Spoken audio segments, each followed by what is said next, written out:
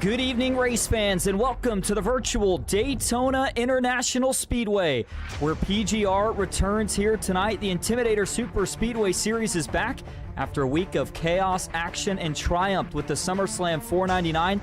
Nick Seipel crowned the champion this year. Can't wait to see who's going to get the first win back to Thursday night racing here tonight at Daytona. I do want to bring in my co-host here tonight. Of course, we had him quite a bit during the SummerSlam. Glad to have him back here tonight.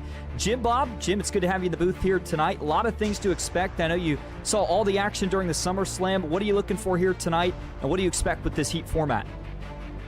I'll be honest with you, I expect with the heat format, you might see the aggression level kind of similar to what we saw in the heat races during the SummerSlam. Maybe not as aggressive, being this is two completely separate events, but I got to say, nonetheless, I still expect whenever it gets down to 5 to go, some guys are going to be trying to get to the front, others going to trying to hold their spots back, and I'll tell you, they'll probably wad them up a couple times here. It's going to be fun to watch. Absolutely, and you can count on them wadding them up at least a couple of times. A couple new rule changes to talk about here tonight as well. We'll get into all those details in just a moment. Before that, though, let's talk about the starting grid here. Heat race format is back. That's right, it's PGR Thursday night heat, so we've got 2 heat races that will line up the feature coming up here later tonight. Qualifying has been complete, so we know the drivers that will be rolling off in Heat 1, and the man who will sit on the pole, the SummerSlam 499 winner, Nick Seipel, carrying that momentum onto tonight. He will start in the first spot here in heat race number 1. Cody Nagels splitting from Intimidator eSports, one of the big storylines coming into this race. He will start on the outside in second here tonight. Thomas Bennett and Stephen Miles, 2 of the trucks that will start in row 2. Jeff Merck, another driver that I believe making a team change here tonight. He will start in 5th. The outside of row number 3 going to be Asher Little in the 6th position. Brock Westmoreland, he'll have a little work to do starting from 7th here in Heat 1. Matthew Stallneck back in 8th. It'll be Tony Mayering in 9th and Chase Mastretta, the last driver starting in Heat 1 inside of the top 10. Well, right now as we go on down through the rest of the field, Evan Carlbon rolls off 11. Next to him, John Mullahan. Payson Lindsay will roll off 13th. Aiden Howard to his outside. Wyatt Blair, one of the new upstarts in PGR, getting his feet wet with the money racing scene. He'll roll off next to Nash Brambilla. Row 17th and 18th, Ryan Bailey, Cameron Craighead. Ryan out the top 20, Michael Wingo, Casey Sprinkle. Bobby Rachel will roll off 21st for Heat 1. Absolutely, and you saw the starting grid there freeze up on your screen. Again, heat format tonight, so our usual overlays sometimes don't like to be super friendly, but nonetheless, we will roll on to the race info here tonight. As mentioned, PGR Thursday night heat. So we have got basically 3 races here tonight. The simple breakdown of it, though, 15 laps here in each heat race, getting ready to kick off heat number 1, and then the feature coming up later tonight is actually going to be at 45 laps, not the usual 55 or 60 that we would run. 70% fuel, 2 sets of tires, no fast repair, fixed setups, and then that 1 green-white checkered if you were to need it. Good to be back at Daytona. Track temp here tonight going to be 120 degrees, so it is hot and slick. Of course, back of the Craftsman trucks, this track 2.5 miles in length, 30+ degrees of banking in the corners, and a whole lot of pushing and shoving. You know, Jim Bob, obviously you get the chance to broadcast Daytona and Talladega basically all the time. Gotta love both tracks, but do you have a slight favorite when it comes to which track you think maybe the drivers like a little bit more?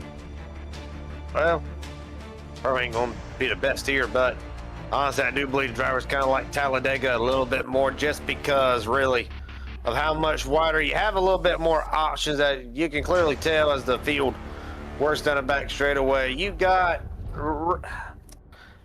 barely have room for 3 lanes, as crazy as it sounds. I know sometimes they'll make it look easy, but barely is 3 lanes here at Daytona, give or take. Got to be damn near perfect to make the 3rd lane work here, where Talladega 3 wide, hell, even 4 wide. It is not that hard to really run 3 and 4 wide. It's where I think some of the drivers you might see the turnout slightly differentiate throughout, you know, when we go to Daytona and Talladega. But ultimately, at the end of the day, I don't think the drivers really care which track it is, as long as the money's on the line and everybody's ready to go. We've got quite a bit of money on the line here tonight. Well, as the pace car works out of turn 4, get ready to go green. Quick update, it was the top 3 from qualifying automatically advanced to the feature.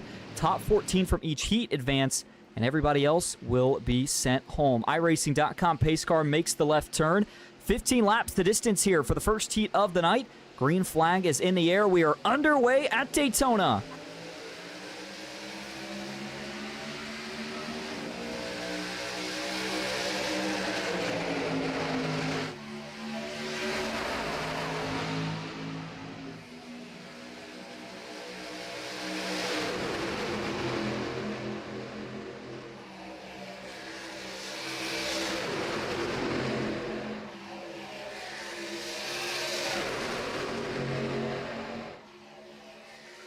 Well, it did not take long at all to go 3 wide. Right now, Seiple Miles, they'll bring them down into turn number 3. Chase Mastretta right behind them. Stallneck and Cody Nagels moves into the top 5. Bottom lane, trying to get Roman Stallneck down to the bottom.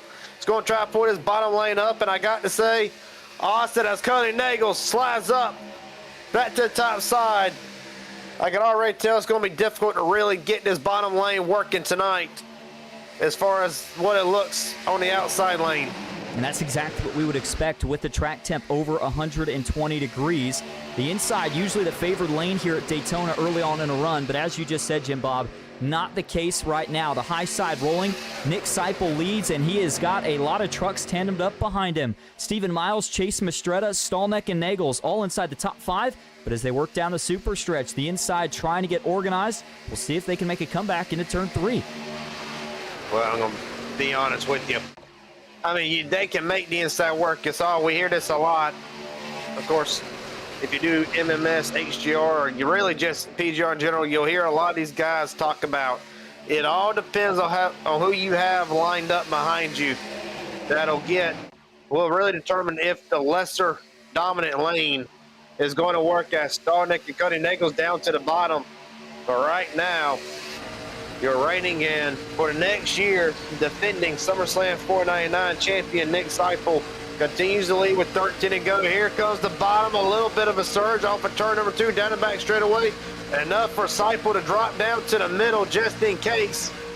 And Stallneck's going to try to get the advantage on. They're side by side for second, and by God, back to 3 wide again. Yeah, that didn't take very long. Jeff Merck now leads the high side here right now, getting a big push from the one truck, trying to also surge his way back to the front. That is Cameron Craighead. Still 2x2 throughout the first 2 or 3 rows, but then they get 3 wide. The middle lane now, though, not the place to be. That's the 55 trapped in the middle right now with nowhere to go. By the way, quick note on the field here tonight. We've got a couple of new drivers in the field. We'll try to note them as we go throughout the 2 heats and see which ones can advance to the feature.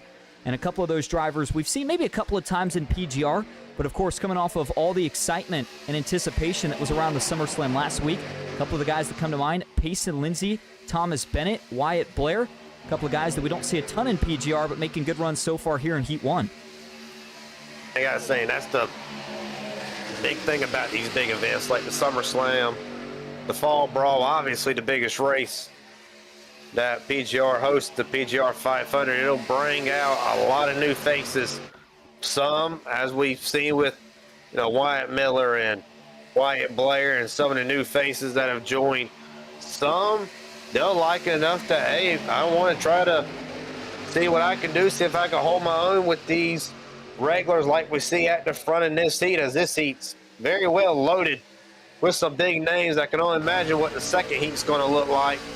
They work down the back straightaway, single file out. But back to what I was saying, the big races like the SummerSlam, the SummerSlam, the Brawl, the PGR 500, it'll really bring out guys who may want a little bit more of this type of racing. And ultimately, Austin, when we look at it, you never know what diamond is waiting in the rocks with all the new people coming. And right now, I think everybody's going to be the next disciple. Big hit out back. 2 cars in the fence. Caution's going to come out. Sorry to cut you off, Jim Bob. We had a huge pileup there starting. Looks like it's going to end as just a couple of trucks, but Brock Westmoreland, one of them, and couldn't tell if it was John Mullahan. Oh, yeah. It is. Meatball flag on Mullahan. Destroyed. Yeah. We'll need some time in the fab shop. For damn sure. Yeah, Go back and see what... Go back and see what happened here. And honestly, just from my vantage point, looks like the 10 that'll be Ryan Bailey. He's just going to get turned. Here in the tri-oval, we saw throughout in the weeks leading up to the SummerSlam at Talladega. Tri-oval there was a treacherous place. This one here's no different, as it looks like the 41 of Stallnick actually comes up, makes slight contact with the 10, just enough to get him turned. 58, Evan Carlbon, I believe, gets into the side of Aiden Howard and up into the wall. Carlbon goes, Howard back down in front of the racetrack. Everybody else, minus Mullahan, kind of get out of this practically unscathed, maybe 15 seconds worth of damage. Yeah, and it was, interesting. You mentioned, obviously, the tribal being treacherous and how we see that at both tracks, but, you also touched on earlier the fact that Daytona, just not quite as much room here, and I think that was one of those cases where maybe if there was an extra lane, the 41 and the 10 don't make contact, but it was kind of an abrupt move by the 58, and that almost makes you wonder if the 41 kind of got maybe a little bit spooked by that move, and he saw the big checkup, and natural reaction was to try to go up and fill the gap, just wasn't clear, and I mean, as soon as he turns Bailey down the track, it's on. The 10 almost goes over, but for a lot of these guys, including Mullahan, just nowhere to go. They either hit another truck or they go into the outside safer barrier. You also got to keep in mind, I think we all got to keep in mind, these guys, just about everybody in this field, for the last month and a half, they have all been, it's been nothing but Talladega. The majority of it, the next gens, but there has been some in the trucks and other cars, but the majority of it, about 90% of it, they were spent nowhere else but Talladega, trying to get ready for a SummerSlam. You take them off of Talladega now, and we're right back at Daytona. I honestly think some of these guys, they got to get back into the habit of running Daytona, Atlanta, some iRacing Superspeedway. Like, everybody's got to get back into the rhythm here, because we ain't at Talladega no more, not for a while. So we'll be kind of alternating between Daytona, Atlanta. It's just going to be, these guys are going to get back into that rhythm here of really being able to separate the lanes at whatever track. Absolutely. And looking at the schedule here for quarter 3, obviously coming up next week, we've got the nationwide cars, so kind of the old Xfinity cars at Talladega. Looking forward to that.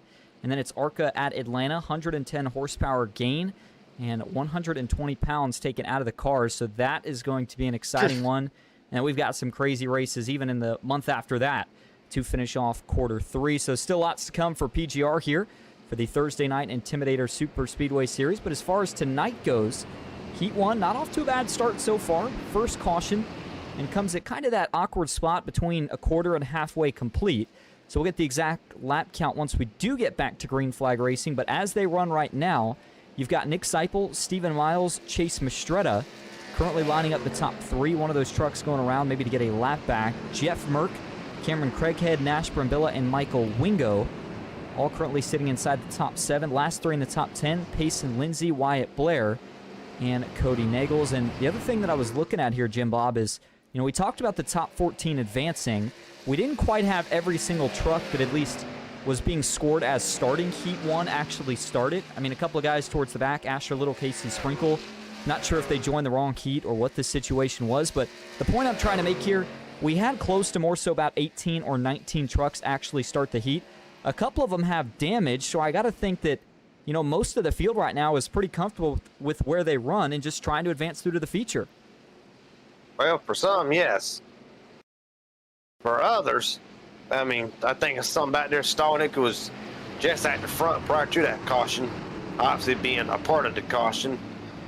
I just think there's some guys like him, Evan Carl Bond comes to mind, Bennett, Bailey, all these guys, they're going to be gunning just trying to make that transfer spot. You mentioned comfortable. I honestly believe the guys who are at the front now, I'll take Seipo, I'll think Miles, Merck, Nagels, the guys who, how do I word this, can kind of look ahead. They know that, well, we're in a good spot. We're in a transfer spot. So, man, we'll just ride up here, play it safe, right in line. It's all about just, you got to look at this long term.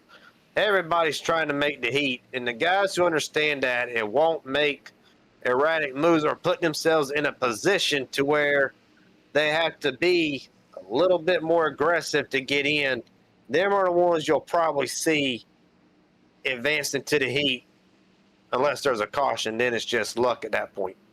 And we've seen it go both ways before here at a track like Daytona. A couple other big moves this week. Race Control, Matthew Baker announcing that, hey, listen, we've got too big of teams in here. It's starting to change the way that we want the racing to be. So made a new rule that the top 5 drivers from the 2 biggest teams in money racing, which have, I believe, over 8 drivers each, that being Nightmare Esports and then the Jack Shack, only the top 5 drivers would make the race tonight. So a lot of teams split up, and that has so far made the racing a little bit more interesting. Green flag back in the air. 6 laps to go here at the World Center of Racing. Not a good restart on the bottom either. Look at the big jump on the high side. Nick Seipel gets clear by a mile into turn 1. Well, practically exactly how they've been since started right from the get-go. Miles, Seipel, Chase Mastrutta have practically been your top 3 from the get-go. Lindsay will settle in 4th, just Merck 5th. And you said outside bottom lane. God almighty, did they not get a good start at all? And that's going to put them in a position now to where they have fallen outside the transfer spot. Now, I believe you said top 10 goes on to the heat. Right now, Wyatt Blair, if I'm not mistaken, holds on to that final cut line. And here's the big thing. Now everybody's migrated to the top. So now, really, if I'm somebody up here on the top, further in the back, I'm like, well, can I trust this guy? If I step out to go, who's going to go with me? Because eventually, you think about it, the more guys that step out and you don't go with them, it's just another spot you gain. So there's a lot of, unless you're a teammate, or should I say an affiliate teammate with the top, with 5 per team, there might be some trust issues right now surrounding that cut line with guys riding below it, say 11th, 12th, maybe 13th or 14th even. You're kind of going to take a risk into who's going to go with you and who's not. Yeah, and it's like a game of chicken, all at about 195 miles an hour. If you jump out, nobody goes with you. You are going to the back, and it is a long single-file train right now with just 4 laps to go. 10 miles remaining here in heat race number 1. Nick Seipel, the 2026 SummerSlam 499 winner, leads everybody right now. A couple of moves starting to gear up. Craig had thought about it, doesn't go. Stephen Miles still content with second. It is worth noting, though, $25 to the heat winners. So I think we will see a move. The question is just how late do you go? And then a quick refresher that it is, again, back to the top 14 drivers that will advance through to the feature. Top 3 qualifiers, though, are also going straight through. The reason I mention that, assuming the top 3 qualifiers still did start these heat races, Nick Seipel would therefore already be locked in, so he's got nothing to lose if he stays aggressive here for the win. Oh, well, top 14. I just further pushed back my point even further now. Now you're wondering who really is back there with you, who can go with you, and who can't. Right now, it looks like only about 2 drivers with a realistic shot and getting to that top 14 spot with 3 to go. But right now, Austin, I'm going to make a point to you that we hear a lot, if you hear a lot in real life surrounding the duels at Daytona. Normally when one duel is calm, the other one's chaotic. I know we got more than just 2 races here for the heats. Or no, we do got 2 heats. And then the main event, I got to say, we see this one being the calm one so far. Might change our opinion when they hit 2 to go. But do you anticipate the second heat being just a little bit more chaotic than what we've seen? Yeah, I think it has to be, because we've only seen 1 caution so far. And I mean, I can't say the last time I saw a truck race, at least a truck heat race, if you will, go single file for this long. But I think at some point they are going to make the move. Quick update on John Mullahan. Looks like he has taken that number 06 Kanawha Valley Chevy back into the pits, so his night is going to come to an end. We will keep the cameras up front the rest of the way. Just a lap and a half to go here from Daytona. Nick Seipel leads the 24 miles second, but there's the move. The 7 goes to the inside. Payson Lindsay trying to grab the lead. Right now, also farther back, Ryan Bailey made the move around the cut line. Right now, then they'll sort it out. White flag, 1 to go. Here comes Cameron Craighead to the bottom. Craighead trying to make something happen. Merck tried to block it, was not able to get there. Craighead bails, and Cody Nagels left all by himself on the inside lane. Nagels slides up. Here comes Bennett again. He's breaking Brandon Billow with him. And right now, Dawson, the race is on down the back straightaway. It certainly is. 3 trucks trying to scoot away down the super stretch. Seipel, Miles, and Chase Mastretta. Believe these 3 might still be working together, but the question is, will one of them make a move out of 4? There could be one more draft here for Jeff Merck. He's got a big run and a big push, but Craighead beats him to the move.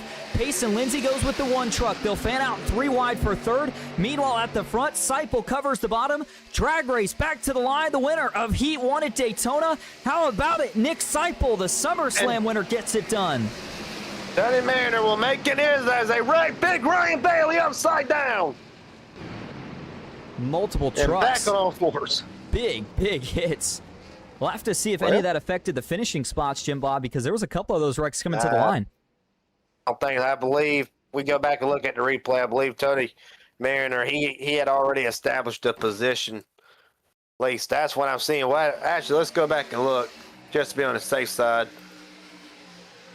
Yeah, they're 3 wide for that 4th spot. Obviously not a transfer position there. And a little bit of contact up front, but I don't think that was really anything on Seipel, and it doesn't look like it affects much. But then, yeah, as you called it in the background, Ryan Bailey comes blowing over right after the line. And it'd be interesting to see who the last couple of guys to transfer through were before we get into the start of course, Heat 2 here coming up.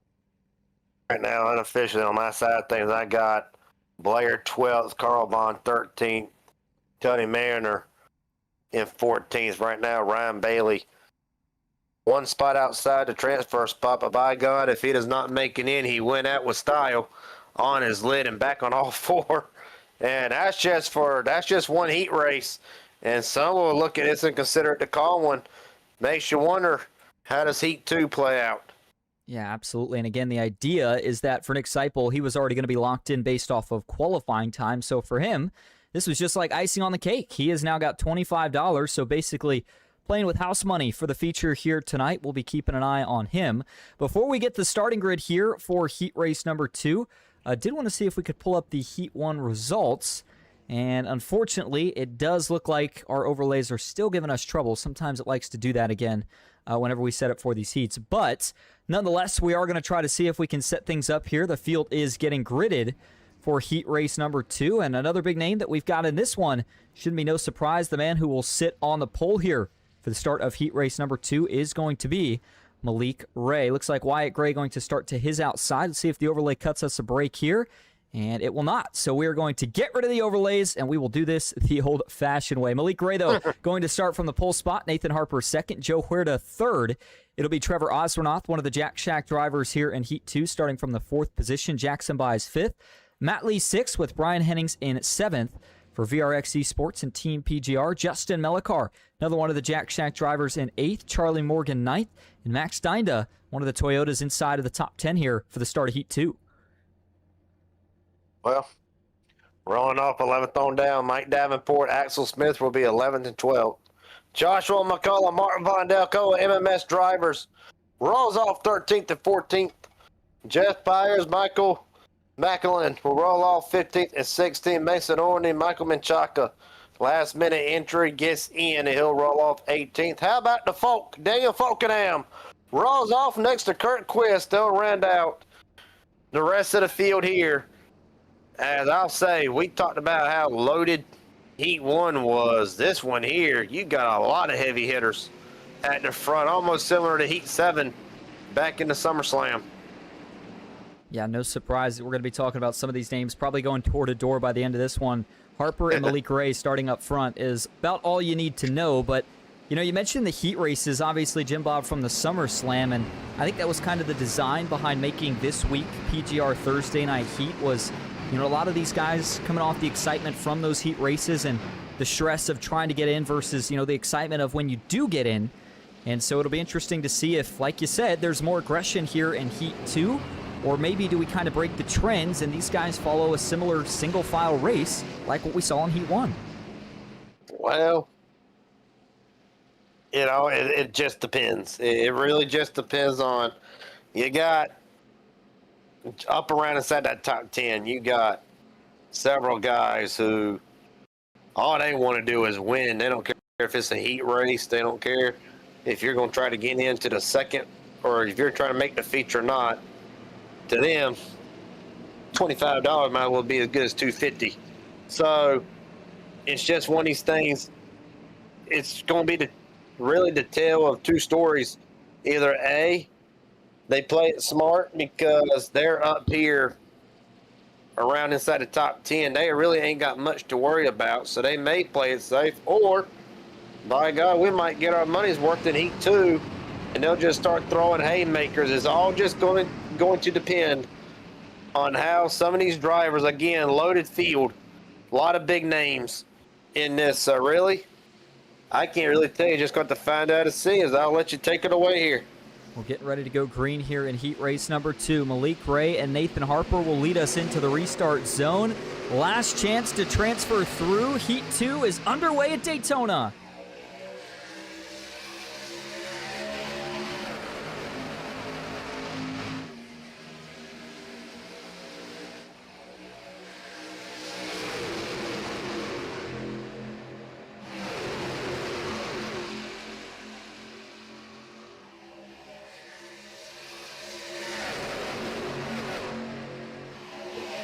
Right now, much to the, well, not really much of a surprise, outside lane, set, down and gone. Malik Ray stuck on a bottom. Nobody able to get hooked up with him. Axel Smith, he's going to shoot it 3 wide. As right now, Eastern North Carolina's own Nathan Harper, by God, leads off of turn number 4. Trevor Asronoff coming to his back bumper with Matt Lee and Tuttle along with Justin Melikar. Harper leads lap 1.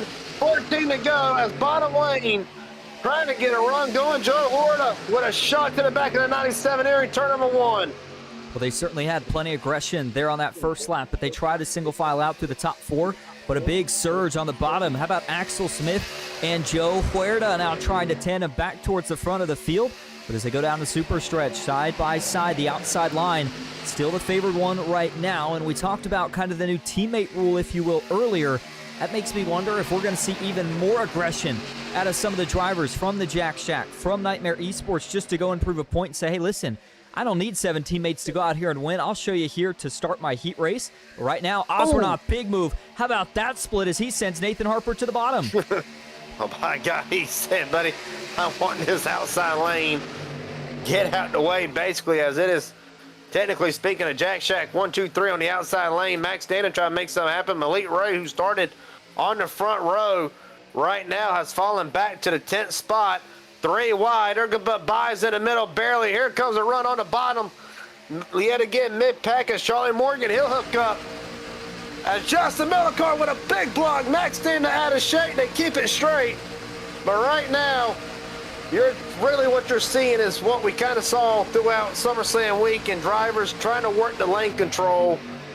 And really, ultimately, they got away with one there because Max Danda, by God, was he out of shape.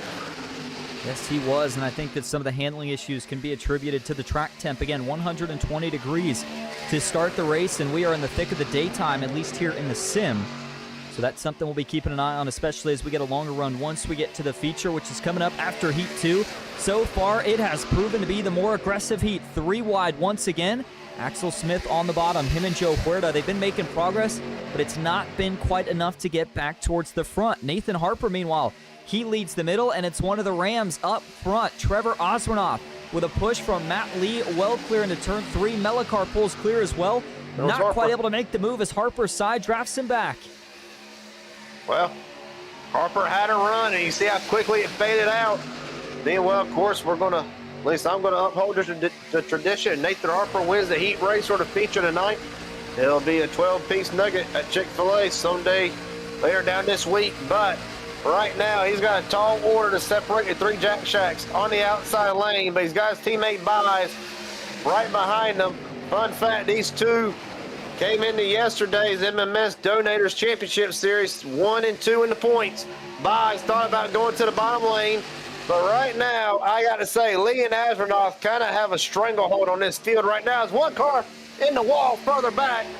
They keep it straight. Never mind the wreck of Von Dale, Davenport. They keep it straight barely, but the caution is out here for the first time in heat number 2.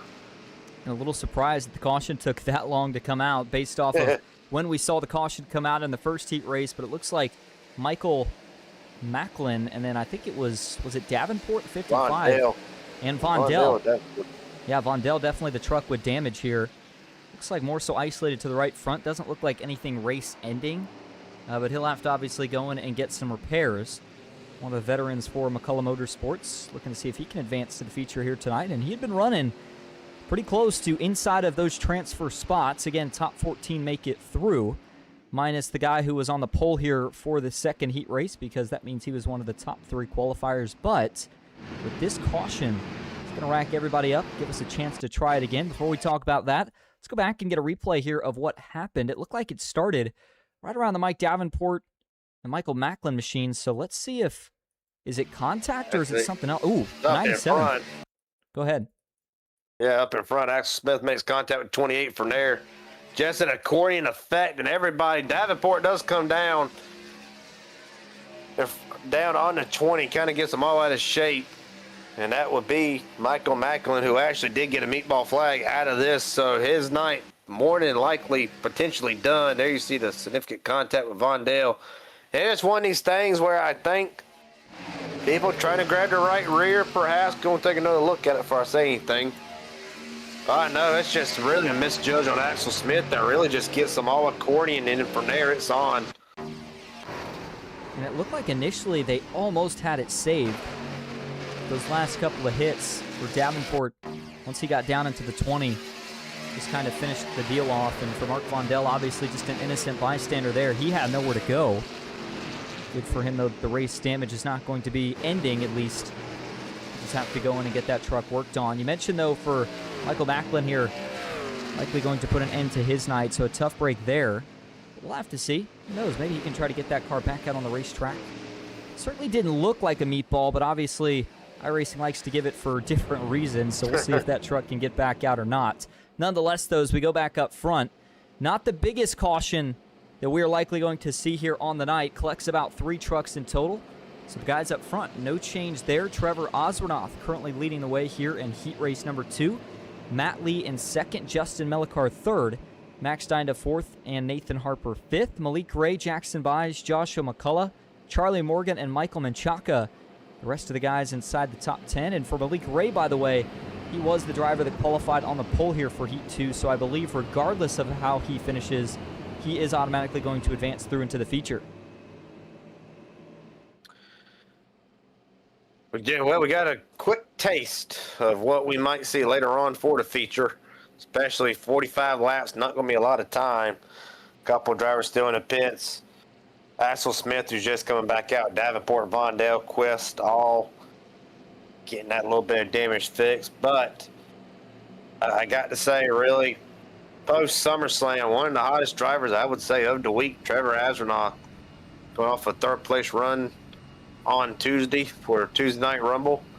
Right now, it seems like since really Nick Seipel's win, the Jack Shack kind of fired all cylinders. I got to say, though, I wonder just how much of a mind game it's playing, having these teams split down into 5. Only 5 for Jack Shack, 5 for Nightmare, 5 for Malik's team. I wonder how much. I'm curious if it's taking them out of their comfort zone or not. I have to assume so. Definitely something that is going to become a big factor once we get into the feature. You get a lot more trucks together, and you usually need a couple more teammates to kind of have that significant and dominant advantage. But yeah, it certainly has played at least a little bit of a role in these heat races. We saw some of the teamwork in Heat 1 with the top 3 until we got towards the end. We've obviously seen a little bit of teamwork here in Heat 2, but we've also seen some of those guys working with drivers maybe they don't work with as much, and it's been working good there. As we were just riding on board there with Mason Only, started in 17th, has made his way up to 12th. So that is one of the drivers on the move. We'll continue to keep an eye on him, but at the front, back to 2x2. I'm not sure if they enabled the choose cone here tonight, but regardless of if we did or didn't, Trevor Oswanath here going to choose to restart on the inside.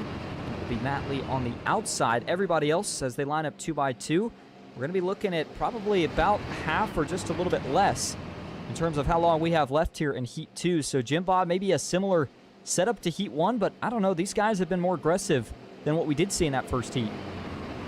Well, it's almost a complete opposite from what we saw in Heat 1, where the ones in Heat 1 tried to play it conservative until the absolute last moment that they had. These guys here, it's been 3 and 4 wide testing the waters here, I think. These guys are confident enough that, hey, we can take it 3 wide. We're going to see what we can learn with this setup, with this truck on these conditions. And really, I got to say, for the 3 wide action we've been, it may not look like it from a broadcast perspective, but honestly, even though they're 3 wide, I really have not seen these guys throwing haymakers like we saw leading up to the SummerSlam and obviously in the SummerSlam. Everybody was throwing haymakers like Mike Tyson at one point. So really, though it looks chaotic, it's actually been rather calm, not a lot of aggressive pushing. Controlled chaos. We see it so often here at the World Center of Racing. As we get ready to get back to it. First caution is wrapped up. Green flag is back in the air. Just 7 laps to go in heat race number 2, and it's a good restart from the inside. Relatively even on the high side as well. A lot of trucks lined up on the top lane. For Mike Davenport, though, and Mark Vondell, those 2 trucks were able to get repaired. Back out on the racetrack for Macklin. That meatball clearly not fixed yet because he still sits in the pits. With most of the field 2x2. Look at this. They've all migrated to the middle and high side of the racetrack. Oswanoff leads the middle, but it's Matt Lee up top down the super stretch. Oswanoff's going to spin it. Oh, man, he almost saved it. Now, again, some of these guys, they'll run 210, and you'll get maybe 1 or 2 chances to really save it. If you don't, you get further and further behind. Prime case with Astronaut. Unfortunately for him, unless there's a caution, that will be potentially night done for the captain of the Jack Shack as Lee brings them down. Not mean to cut you off there, by the way. But right now, Lee, Millicard, Daniel, Harper, Jackson buys, leads them into turn number 1. Joshua McCullough's worked inside the top 10. Charlie Morgan, Malik Ray, Davenport, Hennings, your top 10. And that little bit of a spin off Astronaut, Austin, it seemed like it's got him calmed down just a moment. It certainly does, and we were just looking back at that spin by Oswanoff. Something clipped his bumper off, so I'm not sure if there was some netcode from the pushing or if it was just offset, but I mean, if he would have held on, that would have been the most ridiculous save I think I have ever seen here at a track like Daytona. I mean, he was about 45 degrees left and right 3 or 4 times before he finally lost it. But as you said, Jim Bob, without a caution, his race is going to be done. Meanwhile, at the front of the field, all single file as they come to just 5 laps to go here in heat race number 2. Further back towards this line, though, still watching for a couple of moves to be made. Still a little time to make them, if you will. One of the drivers to keep your eye on here, Michael Menchaca, Mark Vondell. Those 2 sitting a little bit closer to those final transfer spots, Jeff Byers and Axel Smith. who are 13th and 14th, currently the last two drivers in. And then Mason Olney sitting in that 15th spot. Well, he's going to have to do one better if he wants to make his way into the feature tonight. But at the same time, Jim Bob, I don't know, because you've got Malik Ray in 8th. We talked about him being in just via qualifying effort. So at this point, all the trucks that are in this lead pack automatically advance through. I mean, why even race? That's just it. Unless $25 means that much to you, well, I say that, I mean, $25 might get you half a tank of gas down the road at the local speedway or wherever you get your gas from. So really, I don't know. It just goes back to what I said earlier at the top of the show for this second heat. It really just depends who are the ones that are looking a bit further ahead down the road and they're worried about making the feature where the real money actually is handed out, or if an extra $25 is that important to you, because you can win $25 in DNF right in the feature right to start with, so it will not be a total loss. But as we see right now, I believe these guys, they are thinking about the long-term gain here, and that is making the feature right now. Axel Smith unofficially the last one in. He's got Olney right behind him. I'll tell you, kind of surprised Joe Florida right now in 16th, another quote-unquote Jack Shack entry on the outside, looking in with 3 laps to go. And Huerta, who looked really, really good in that first heat, going to be dangerous to watch once we get to the feature here tonight. But right now is the top 3 run. The 48 of Max Dinda, one of the guys who doesn't have a ton of teammates. But he's got that Toyota Tundra in the 3rd spot. Maybe him and Lee can be a little manufacturer teammates here if they're able to hold on to those top 3 spots in the heat tonight. But still no move. We're going to be coming to 2 laps to go next time. That's just 5 miles around this 2.5 mile super speedway. Further back, trouble.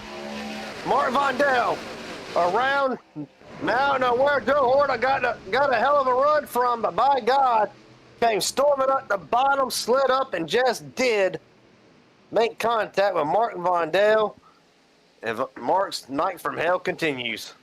And it did, surprisingly enough, actually bring out the caution. And good correction there. I want to apologize for Joe Huerta. Yes, meant to say, I think I accidentally said Heat 1 earlier, but we were talking about him at the start of Heat 2 with some of the good pushing he had. By the way, the front of the field here with this caution coming out, we do have 1 green-white checkered attempt.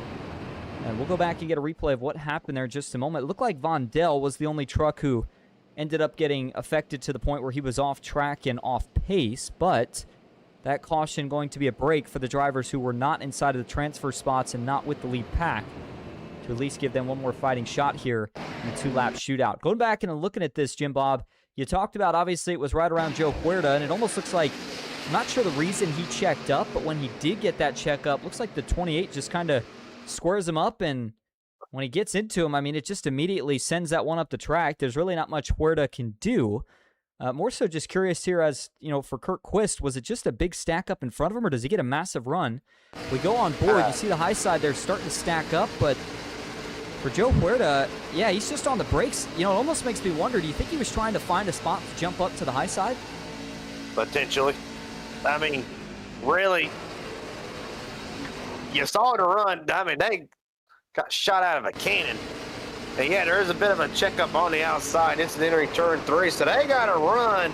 And I think they realized that. I think Joe was like, okay, I got to get a line here somewhere. And checking up, maybe thinking Michael Menchaca would let him up, whatever the case may be. Regardless, it's obvious that Quist did not get the memo that Joe was going to be checking up that quick, and then you see the shot that sends him into Martin Vondell. I don't think they really expected the run that they got. I mean, Lord knows I didn't expect it. Looked at the camera and I was like, oh my God.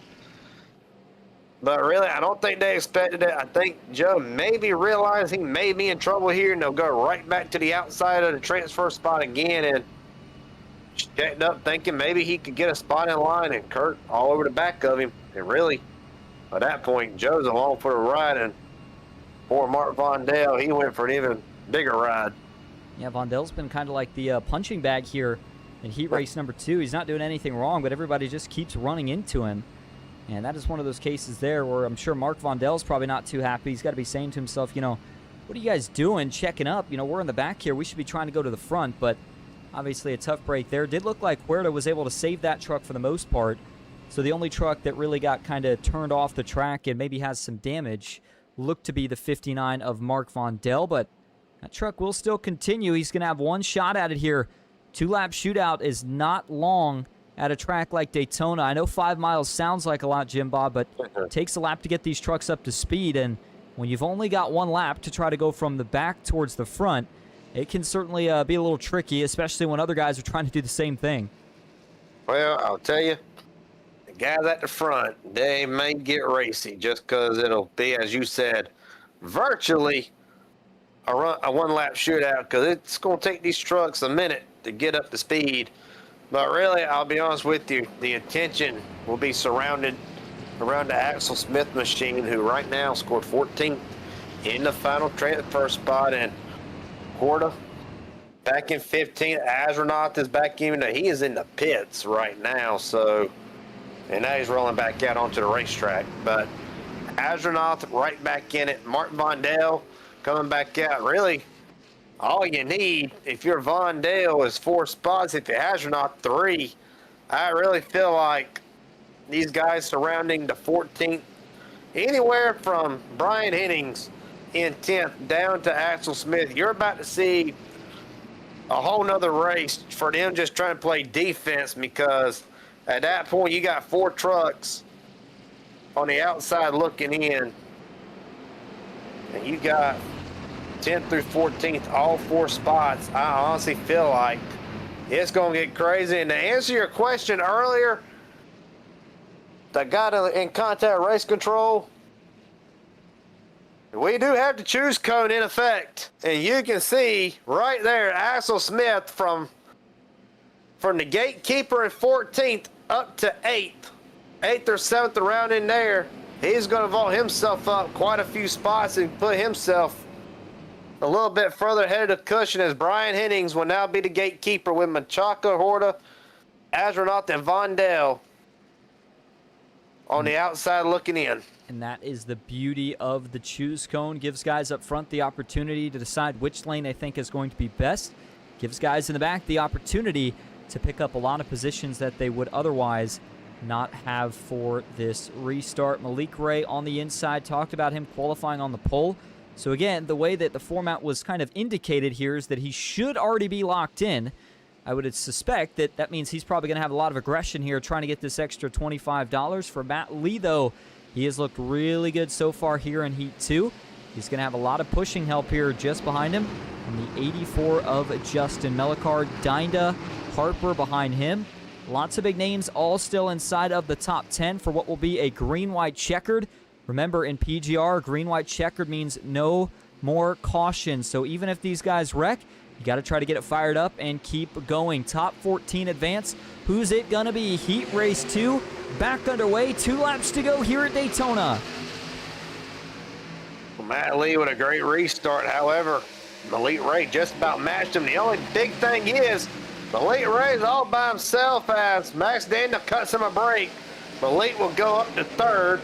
But that bottom lane not doing nobody no favors. And you quickly saw Axel Smith. He jumped up to the outside lane the moment the opportunity presented itself. He wants nothing to do with his transfer spot. Right now, Oilney is in. Vondel, the first one out. There's one truck on the bottom. That looks like to be Jeff Byers dropping like a rock tied to an anchor.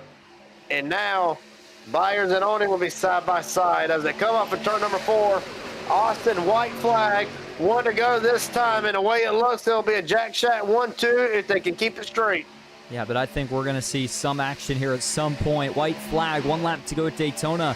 By the way, we had 1 truck off that last lap. It was Michael Menchaca, so his hopes have come to an end. Joe Huerta, Trevor Osranoff, as it stands right now, the 2 trucks that would not transfer in.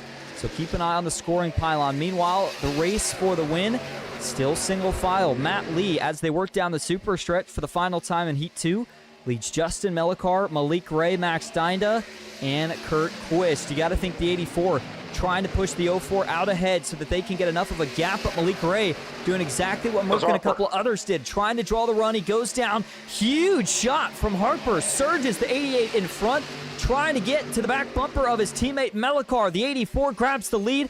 Drag race into the triangle, three wide, but Justin Melikar grabs Heat 2 at Daytona.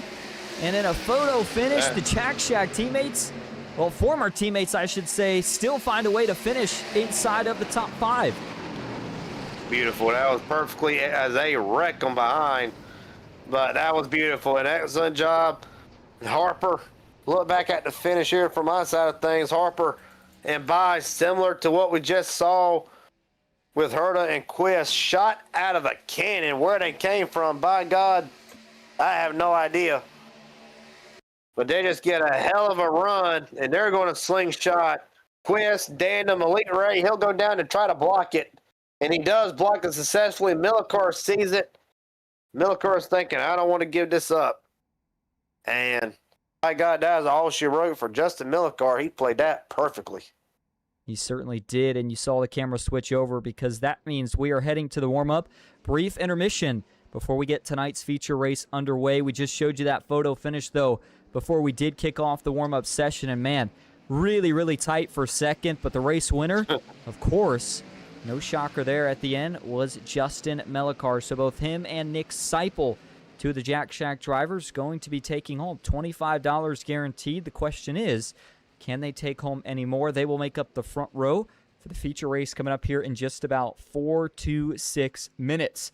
We are going to step aside. Again, we would like to show you the official results, but unfortunately the overlay is giving us some issues. In fact, let's go ahead and give it one more try here. I don't think it's going to work for that. Oh, yes, it did. All right, cool. So we're going to get the Heat 2 results here. It was Justin Melikar, again, your Heat 2 winner. Nathan Harper got second. Matt Lee took home third. It was Malik Ray fourth with Jackson Buys, last man inside the top 5. Axel Smith sixth. Max Steinda seventh. Kurt Quist in eighth. Joshua McCullough ninth.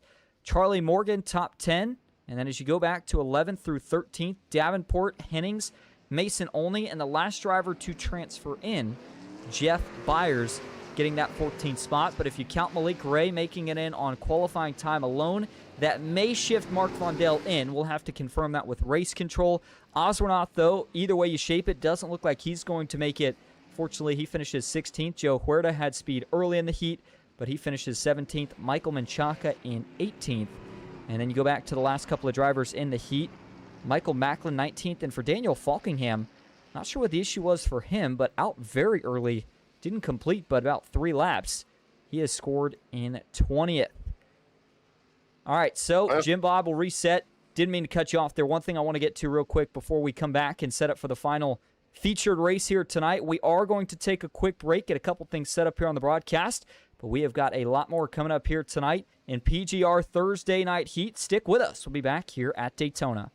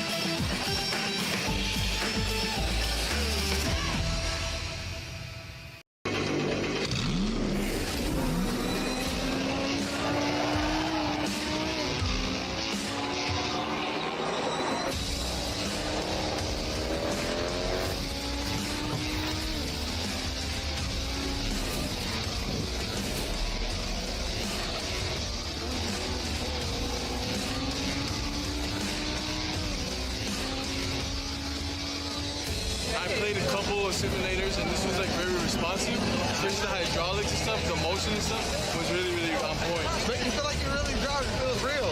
It adds so much to the experience. It's just really, really cool. It was pretty awesome.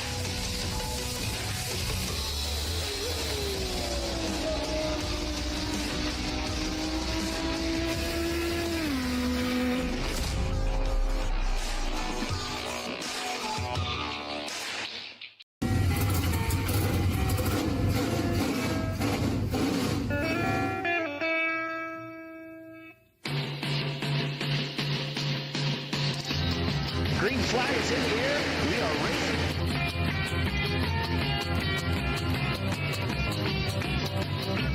Three by three.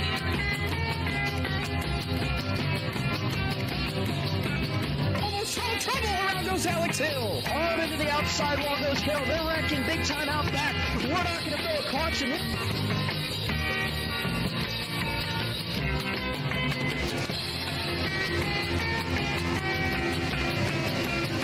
Finish. Who gets it in the line? Cody Nagels wins it in Talladega.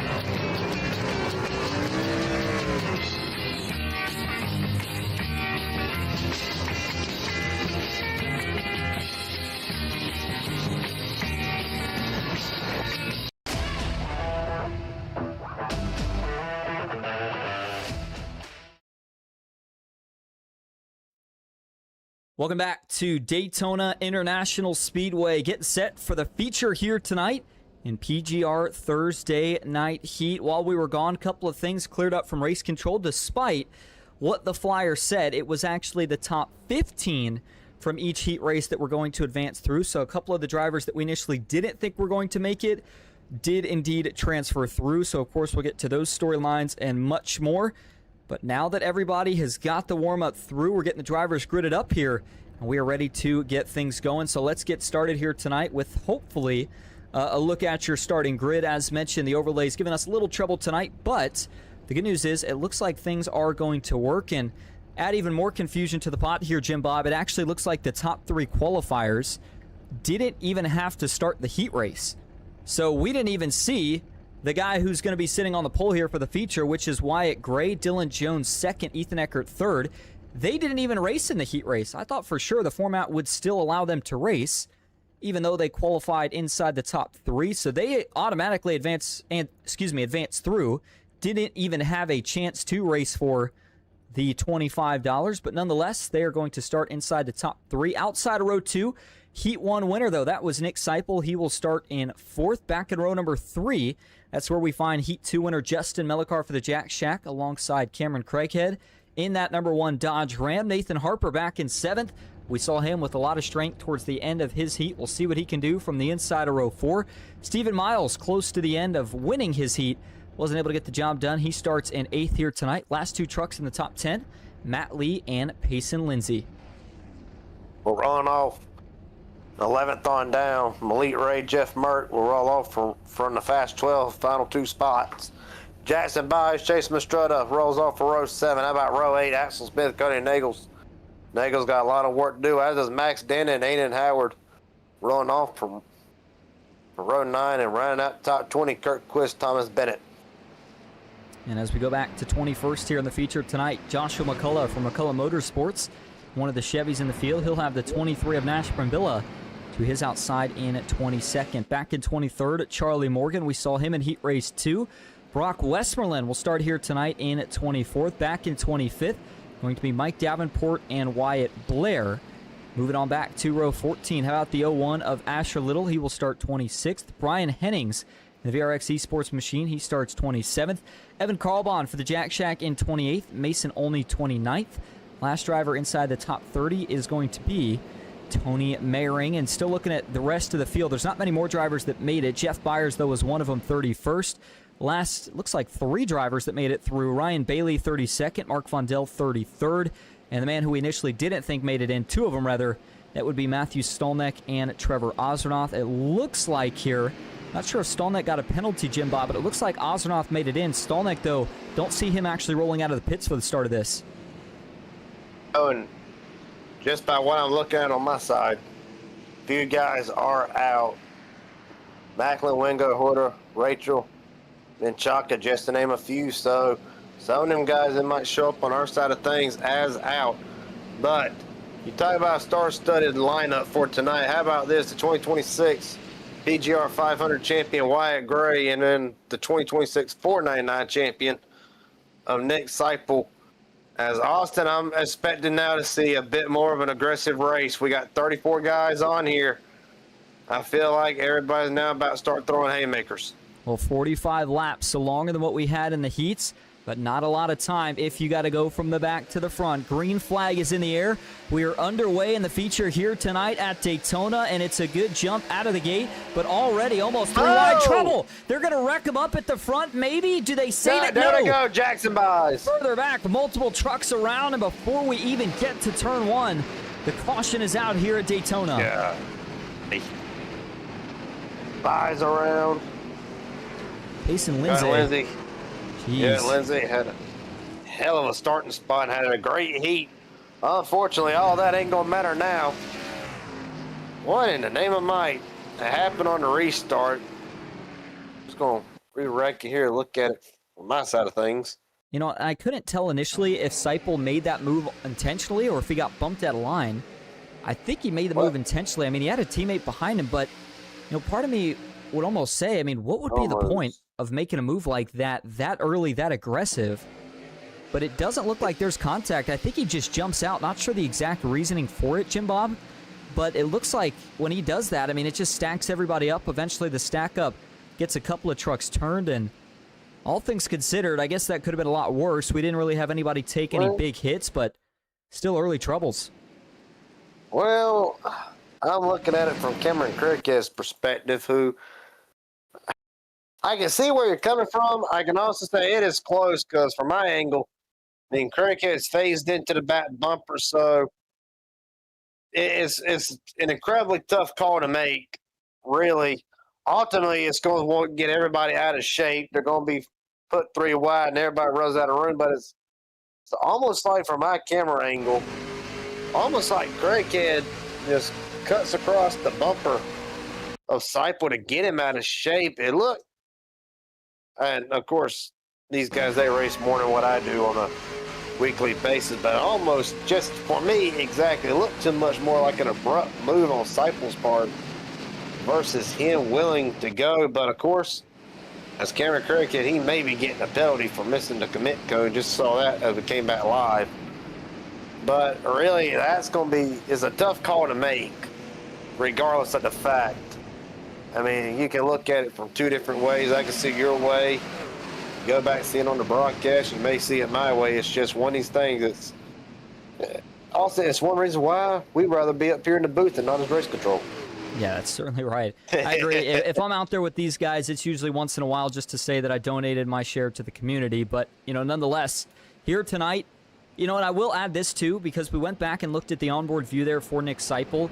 He does turn the wheel right really aggressively, and it looks like he's initially going to go for the side draft, but realizes he's got no help, tries to go back in line, and then obviously all chaos breaks out after that. So race control will kind of know based off of the inputs, the audio, and everything else, who to deem that on, or if it was just a racing incident. But you never like to see an early incident like that. Sometimes that can be kind of a sign of what is to come. But as we rack it back up here, it is going to be Dylan Jones, Cody Nagels, and Wyatt Gray inside of the top three. Seipel, on the other hand, looks like he is at the back of the field here, Jim Bob, so I have a feeling that the penalty may have been put on him. So as we group them up and get ready to get back to it here, makes you wonder what to expect for pit strategy here tonight. Well, looking at the fuel mileage for these trucks, 70% fuel in the tank, so that makes me think that at least one green flag pit stop. Maybe initially it was going to be borderline 2, but I mean, with what's going to be probably about 40-ish laps to go when we get the green, I think this is looking a little bit more like a solid one stop here tonight. Well, for some, you know, we see this a lot. They're just playing the fuel game. Yeah, really just playing the economy game, really. You fill up now, a little bit more that you got to play with versus the next guys who don't, that being Dylan Jones and Cody Nagels, as really the field getting set to get re-racked here.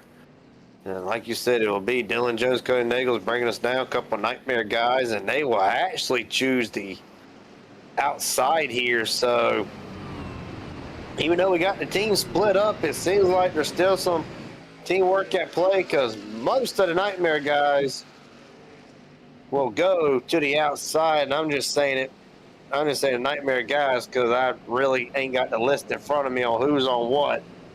But just winging it off of what we see on a weekly basis. How about Ethan Eckert? He'll jump up about 4 spots on a choose cone to be inside of Dylan Jones. And for Ethan Eckert, he'd like to return to victory lane here tonight with the beautiful 5G Verizon paint scheme on board his Ford F-150. By the way, you look at the manufacturer split, at least inside of the top 5. A couple of Chevys and then a couple of Toyotas as well. And then, of course, Ethan Eckert, the only Ford inside of the top 5, at least right now. But as they go down the backstretch 2 by 2, rest of the field did catch up. Trevor Osbernoth was kind of the one truck that it looked like got into a collision during that last wreck. It was with Jeff Merck towards the tail end of it. So those two getting a little bit of damage, but I believe they were able to get those trucks repaired. And they are back out on the racetrack ready to go for the first restart here in the feature. Looking at a couple of the other drivers that's at least worth, if nothing else, watching to see how they're going to play out is some of the guys in the middle of the pack. Brock Westmoreland, by the way, quick to start making his way towards the front. We talked about where he started this race at. Well, he's already picked up 16 positions from where he started this race at. Nash Brambilla, one of his former teammates, has also picked up 16 spots from where he started this race at. So if nothing else, the early caution did mix things up towards the middle of the pack. The field gets ready to come off of turn 4. See if he can make it further than about 500 feet. Right now, Jones and Eckert brings us down to the United Rentals restart zone. Restack. Gonna try it again. We're rolling. 41 laps to go and about an even start, but Dylan Jones, a little bit more of an advantage as Justin Millicart. He'll jump up in front of Wyatt Gray. Eckert now wishing Nash Brambilla would hurry up and get into his back bumper, but five trucks on the outside lane, make it 6 and more. Ethan Eckert all by himself as they work off of turn number 2. And he slams the door on Harper for about that 5th spot, trying to get in line. That's been one of the desperation moves that we've seen a couple of times. Got Joe Huerta into trouble during his heat race, but it's just so interesting to me how quickly everybody's bailing to the top.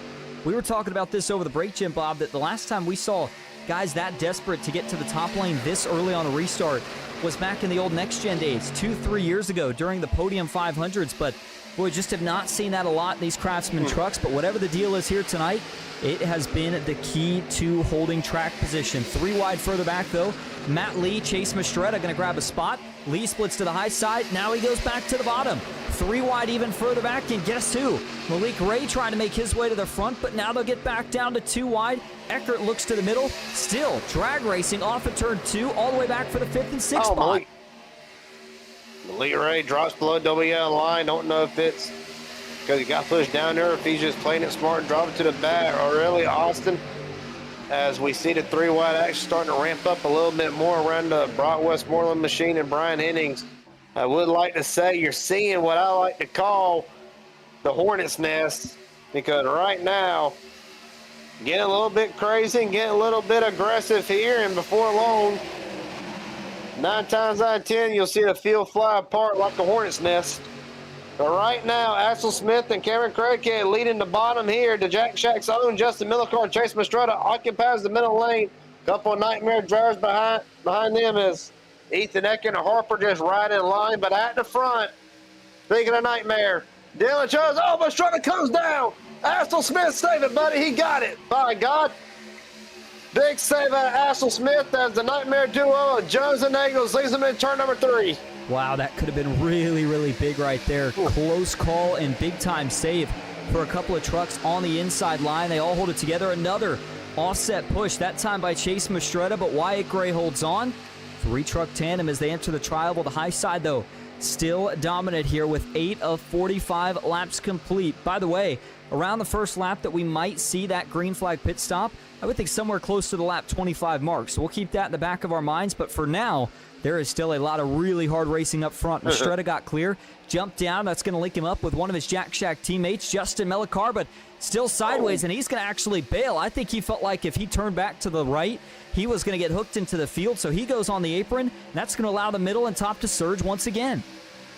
Well, and the big advantage that we have with the outside, and of course, people that watched it, for the hardcore PGR viewers who sit here and watch every race of every night that comes on PGR eSports, right, the big advantage that the outside lane has that the viewers will see, they're able to side draft pretty easy. Just grab your right rear. You see right there, watch. See, Matt Lee, he tried to get a little bit to the bottom, maybe tried to grab a right rear. Really, it's going to be evident when you see around Davenport right there. See that outside lane, that 55 would have run, just did get to Justin Millicor's right rear just enough to kind of stall the 84. Speaking of stalling, they're stacking up on the outside, and there they go. Yeah, and it's the big one, by God. Almost did a front flip. That's what caught me so off guard. Saw that truck start lifting up forwards as they were going down the backstretch. And so he's one of the trucks involved, but man, Jim Bob, this was a big one. The field flew apart. I mean, this probably collected at least 5 to 7 trucks.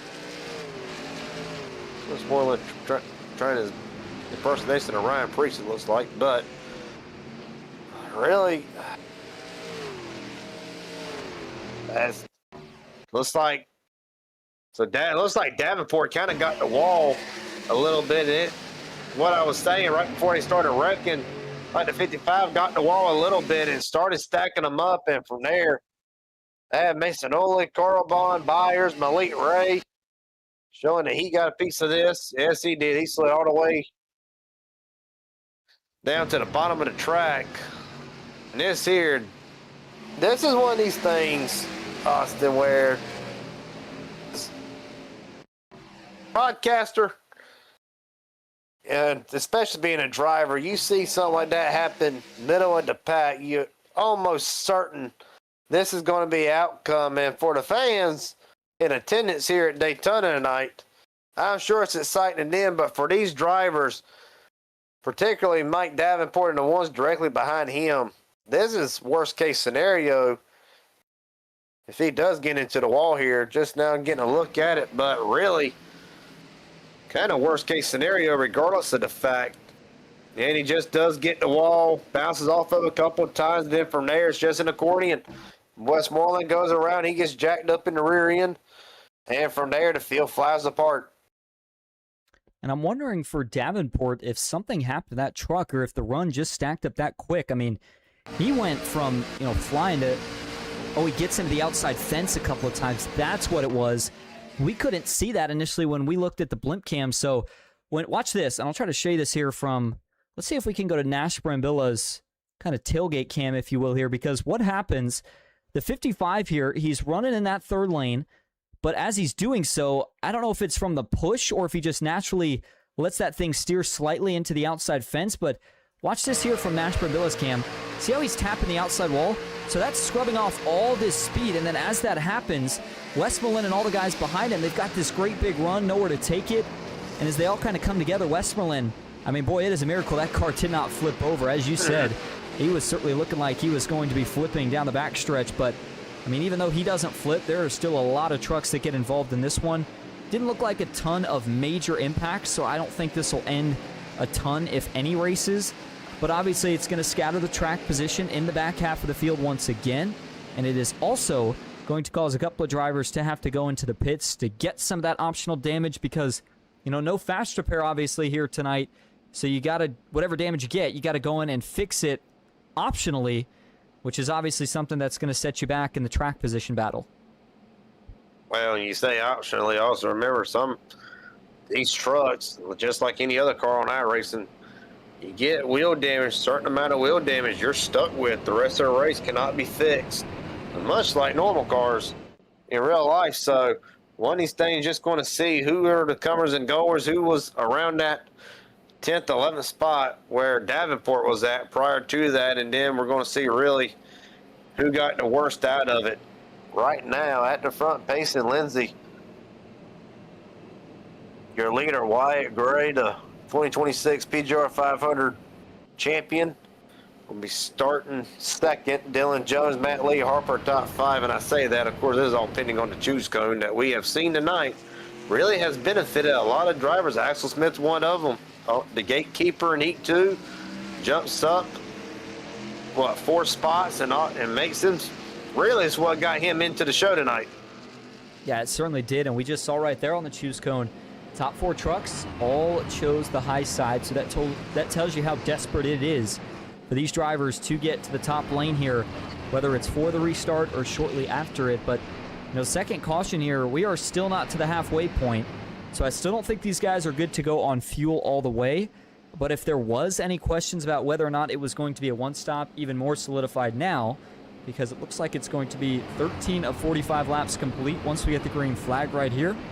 And so that sets us up for, we get the idea here, probably just over 30 laps to go. So looking like still going to be a solid one-stop pit strategy, and with strategy not being much of an issue, that means that we're likely going to get back to 2x2 and 3-wide racing pretty quickly, even despite the incident that we just saw towards the back half of the field. Well, really? Why stop now? Practically been 3 wide right from the get-go. Here, of course, second caution of the night. As really, for some, you mentioned the field game, but I am wondering if we do get a green flag pit stop, obviously you're going to see really where the guys who can get on the pit road, the guys who have mastered getting on the pit road under green flag conditions, you'll see them rise to the front very easily. For some, I've got to believe they're hoping, and one more yellow just to get us good.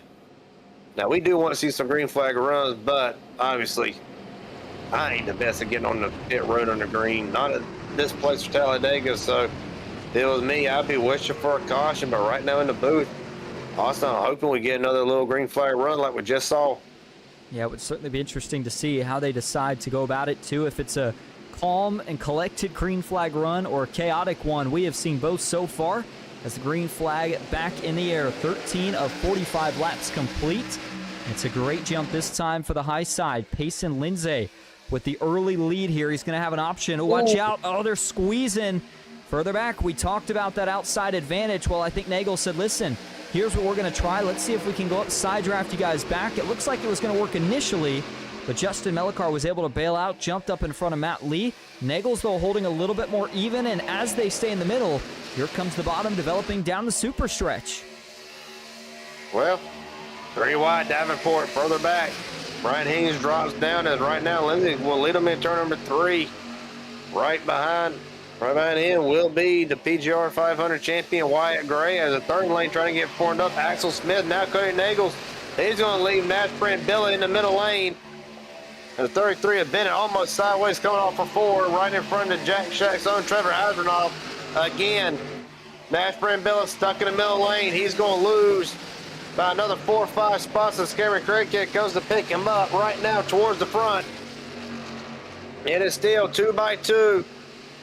But Austin, we're seeing now, we mentioned who can push on the bottom. It all depends on who can push to get the less dominant line going. Right now, Axel Smith and Cody Nagels getting the job done. They certainly are, and up top, trying to hold even here. I think at some point, if you're Payson Lindsay, you got to go down and side draft. These guys may try to split you. I think Wyatt Gray's trying to get him to get that hint. 7, though, still riding up on that seam. That's a big part of what's allowing Nagels to get the positioning. Lindsay has to cover lane high, and there it is. The middle line is going to develop now. Wyatt Gray goes down to block it. That stacks him up, but everybody holds on to it once again. More beating and banging as they cross the line. Nagels and Gray get together. Trouble, watch out. There's going to be one off. There That's goes. Hennings. Lee Brad tries to Hennings. save it, but he gets Buys. buys. Oh, big hit into the outside wall for Matt Lee and Jackson Buys. Oh, we had one just do a bunny hop down through the infield grass. I think that might have been Aiden Howard. See what kind of springs he's running at that point. Well, really, I ain't going to lie to you there, Austin. I kind of saw that coming whenever they went 3 wide through tri-oval. It was a very aggressive move. But ultimately, it's what's going to give Wyatt Gray the lead here. But honestly, I go back to what I mentioned earlier. They ran Talladega for so long. about a month and a half straight of Talladega mostly, and I think guys, they're still kind of thinking, well, they're kind of used to it. They're kind of used to be able to take it 4 wide at Talladega.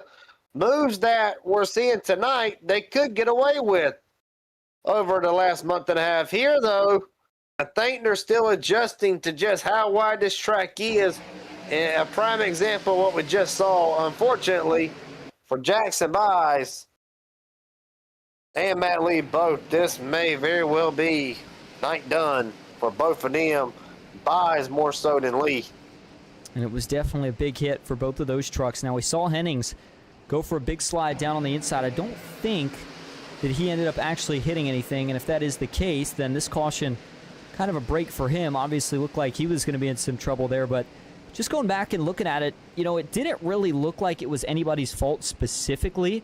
It kind of had one of those situations where there was a lot of bumper tag going on. Matt Lee came down a little bit, Chase Mastretta came up a little bit, and when they met in the middle, that's what got those two trucks fully out of shape. For Hennings there, yeah, you see him for that big slide down towards the inside wall, but he's able to loop it around. Big time save for that number 74 truck. And then obviously we talked about, oh man, Hennings caught a lot of air there as well.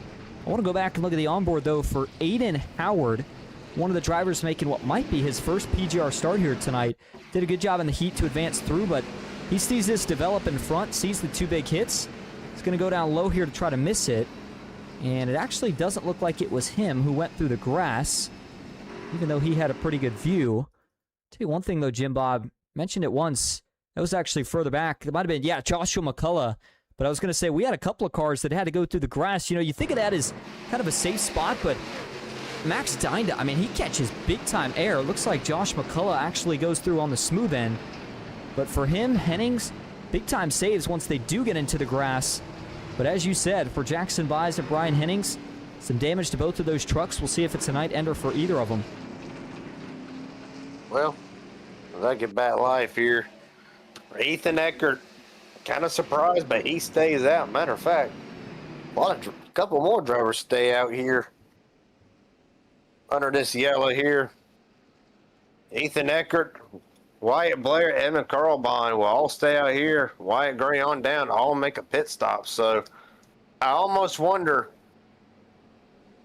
for Eckert, for Carlbon, for Blair, I wonder if they are slightly better on fuel than what some of these guys are, because to be flat out honest with you, and Ethan Eckert was up there at one point, but I really have not seen Eckert, Blair for sure. I have not seen Evan Carlbon. They've all been riding around in the back. I wonder if they've been biding their time waiting here. We are going to find out. A couple of them on the apron here makes you wonder, is there a little bit of fuel saving potentially for some of these trucks that are going to restart at the front? Let's see what they decide to do for the choose cone. I'm going to guess top 5. I'll take the high side this time. The 73, though, Wyatt Blair, I think he's a wild card. He'll probably go bottom. The 18 of Wyatt Gray, though, I would assume takes the top. And, yep, there goes Blair to the bottom. And sure enough, 5, 6. Yeah, so you've got, what, 6 out of the top 7 that all choose to take the high side. Wyatt Blair, the only truck to go to the bottom. This has been so interesting since they implemented this choose cone of who's decided to go where, how it's worked out as we get into the run.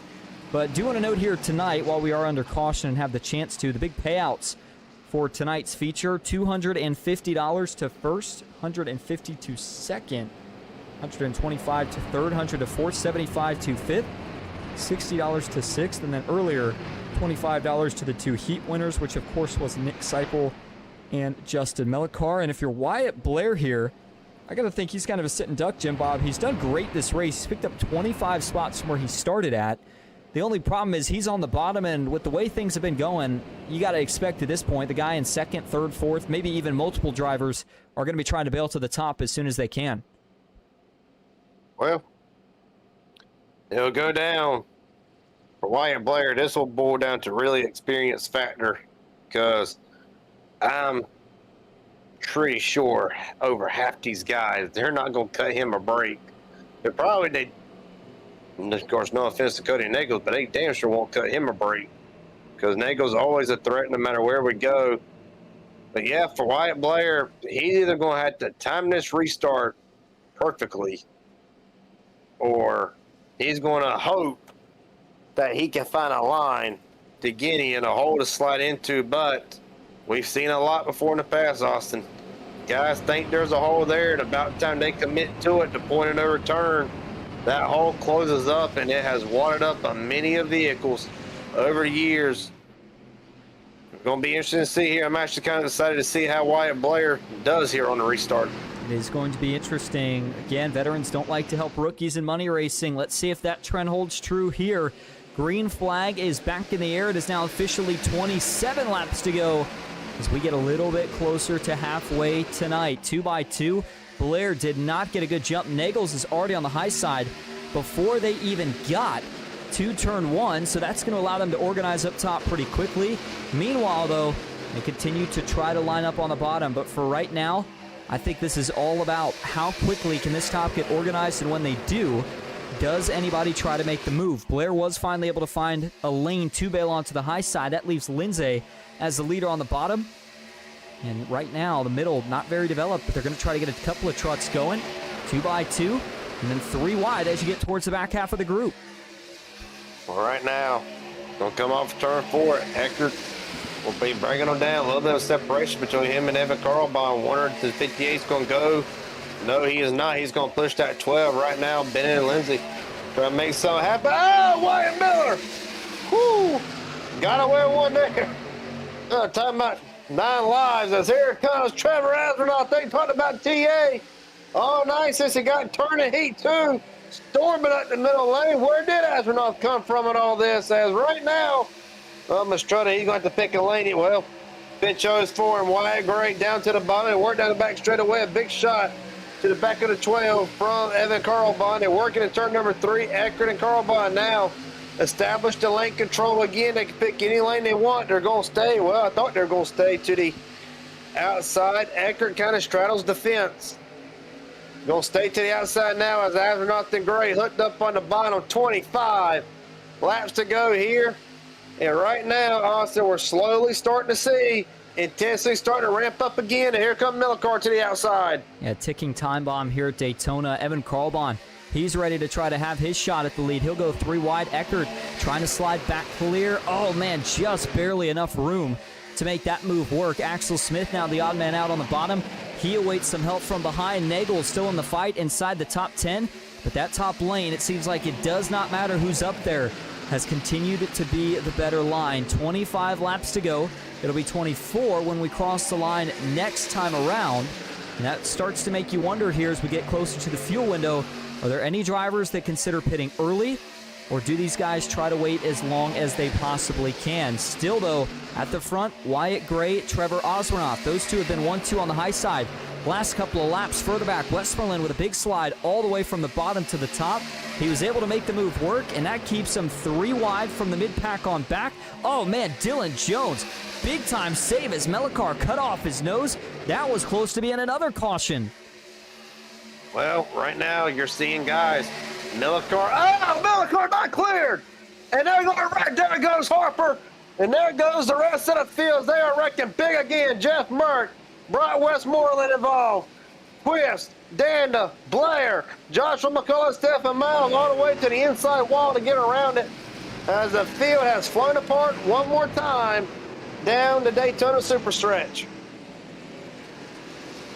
Man, oh man. Really, Millicar, kind of, as Austin, we've said it before, felt like Millicar thinking he's going to get stuck in no man's land in the middle lane, did not want to be there, wants to get back up to the top, and he saw, like we said with Wyatt Blair, you know, you can see a hole open right to start with, and then you go up to fill it, then the hole just immediately closes up, and that's honestly what I see here. There was a gap just big enough to fit that Jack Shack number 84 machine of Justin Millicar in between Craighead and Brock Westmoreland, but it quickly closed up with the run that 39 had, and it was just too much to handle. We're going to go back and look at it. Officially going to go, I believe, is the 4th caution here of the night. And kind of unravels in a spot that's I wouldn't say all the time, but fairly typical of what we see here at a track like Daytona. You come off the banking, just a lot of pushing and shoving, and I'll tell you what, I know you already touched on it a little bit, Jim Bob, but Mellicar just trying to do too many kind of hero moves, if you will, too early, I feel like. I mean, he slammed the door on Jones, almost got himself wrecked less than a half a lap before that move. And then this one, I mean, just not even close. Westmoreland's got the run. I mean, he's probably already up to almost his right rear tire when Mellicar tries to make the block and just goes across his nose. Westmoreland gets down, collects a couple of other trucks, and then they all scatter. Jeff Merck goes around. Again, I don't see a ton of super big hits in kind of the secondary portion of this wreck, but it's going to change track position once again. Wyatt Blair got collected in it. And the other thing that this does too, Jim Bob, is especially for some of the guys that were further back trying to gain track position, gives them a couple less laps to do it. Well, I'm sorry. I understand what you're saying. I've only about saw a wreck on pit road between Harper and Craighead. But back to the caution. I'm gonna steal a quote from Dale Jr. on his podcast, and it kind of goes back to, if you get a run on the outside lane, the guy on the bottom knows that you're gonna have a bigger run. You're gonna be about 4 or 5 mile an hour quicker than what they are, and we've seen it all night tonight. That outside lane, it has been the dominant lane, and it's just one of them things. You take a risk. When there's a driver coming on your outside that fast, you are taking a risk if you're going to block him. Because I ain't gonna lie to you, is Justin Mellicar disqualified, evidently caused a caution. His night is done. But again, you take a risk blocking a guy with a run on the outside lane, and you can see that virtually anywhere. Daytona, Talladega, Bristol, Atlanta, Kansas, all just to name a few tracks. Again, like I said about the third time now, Austin, that's the risk you take. And for Brock Westmoreland, he's probably is thinking to himself exactly what Junior said on his podcast. You know I have to run. You know I'm coming. And I'm not lifting for it. I'm taking what I can get. And it's just a classic scenario, at least for what we see up here on the broadcast booth. It could be completely different from Justin Millicar's perspective. Yeah, you know, it can be, and I have no problem with the risk. It's just the timing of the risk. I mean, I think common super speedway knowledge says the later on in the race you get, it kind of transitions from give and take to more so just take. But, I mean, this early, what does that move gain you? Maybe you hold on to a couple of spots, but just not making very many friends out there, and obviously get yourself disqualified. You don't even have a chance by the time we get to the end of the race. So for Justin Mellicar, obviously, tough one there. He'll take it back. Team's probably going to say, well, fortunately, he didn't get the run we wanted. He certainly did have speed here tonight. Hopefully we'll see him back once again next week.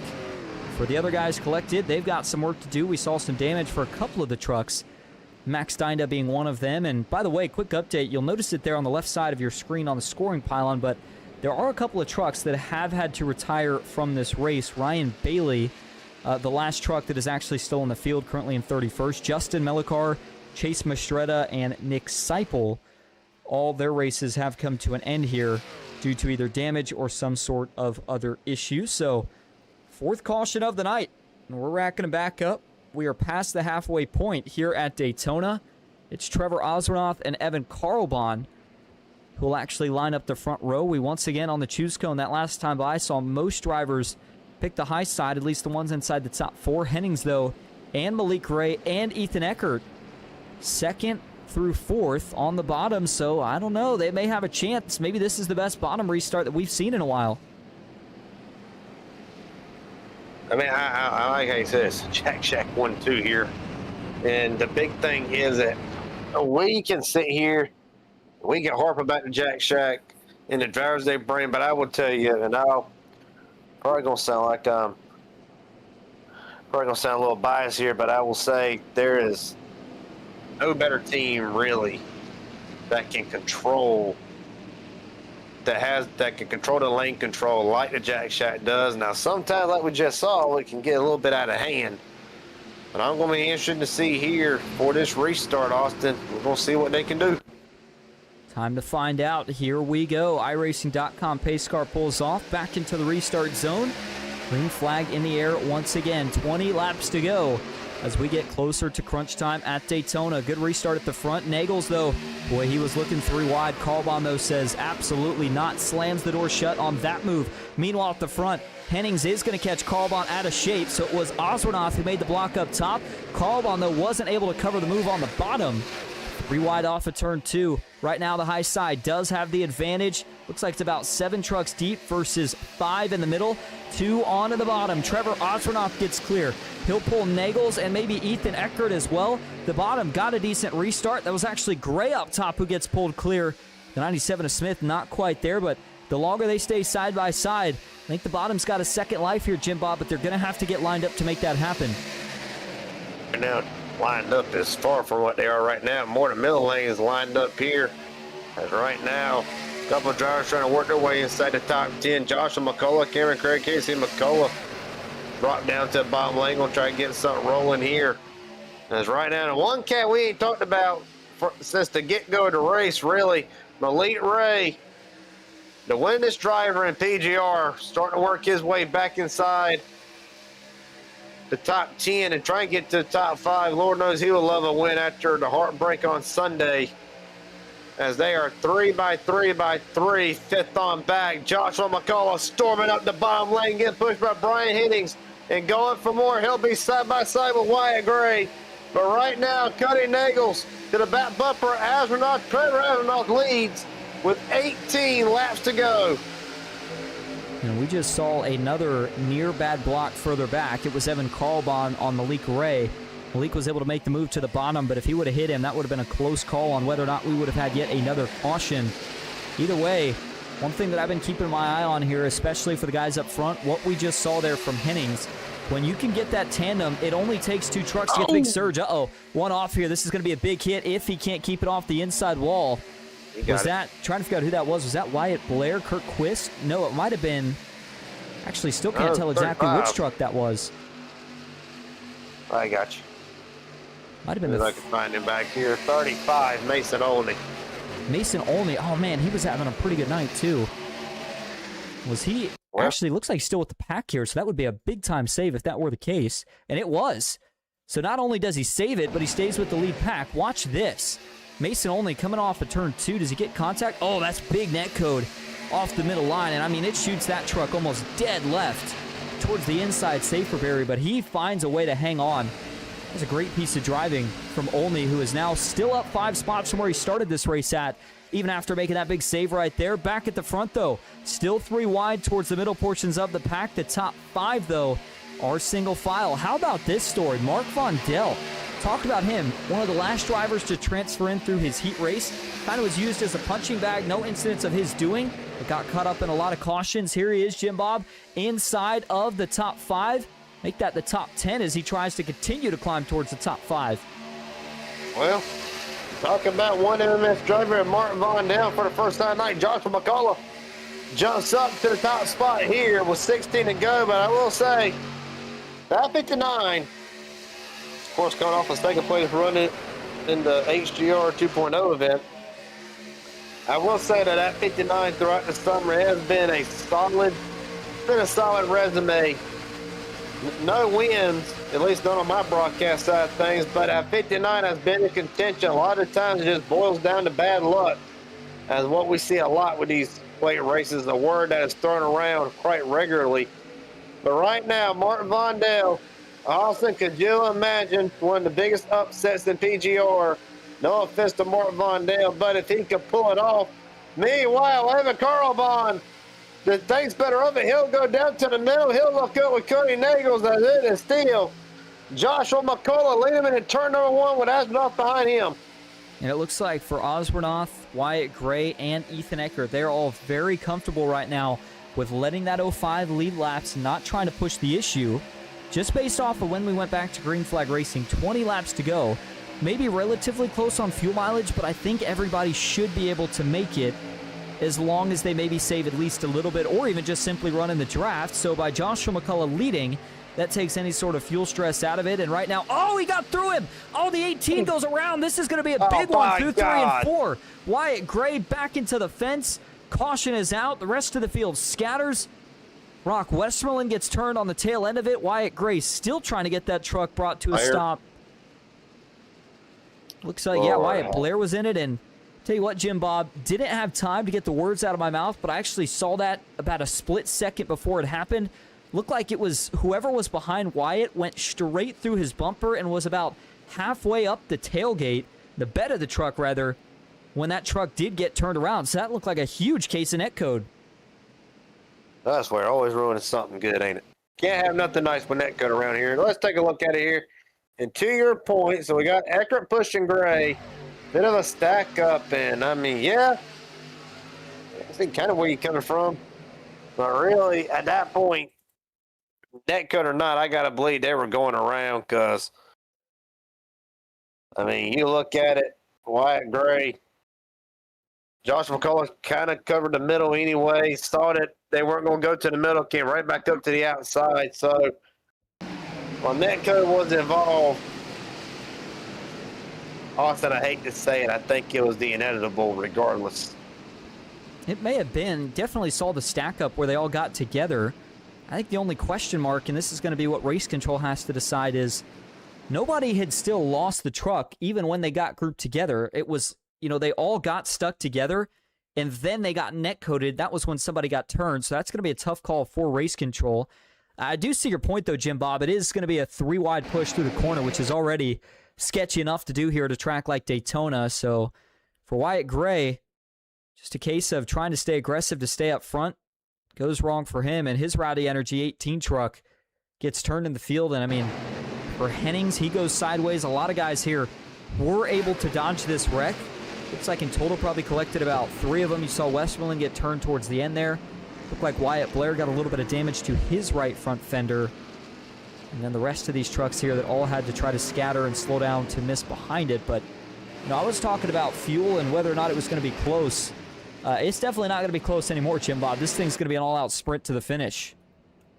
Well, I'll go back, and of course, apparently, unintentionally, this line was made famous a lot during the SummerSlam, but I'll go back to the 9 lives rule. We have seen 3 big ones, and I guarantee you, little overlay I got on my side for the broadcast is telling me who gets a meatball and who doesn't. I think these 3 big ones. I have not seen a single meatball flag given to any driver. I know if we ain't past the realm of 9 lives for this field and some of these guys, we're not far from it. Because even though they've looked big, to your point, you've brought it up all night, and I cannot help but agree with you just because we've seen some guys from the back to the front only 2 or 3 times tonight. I got to say, they have not been as bad as they looked, but it's going to make you wonder, how are we going to see one more that will take out 2/3 of the field? It's not a matter of if, really, it's when, because you got some drivers up here at the front. Some have not gone to victory lane in a long time, and really some, 2026 has just not been nice to them.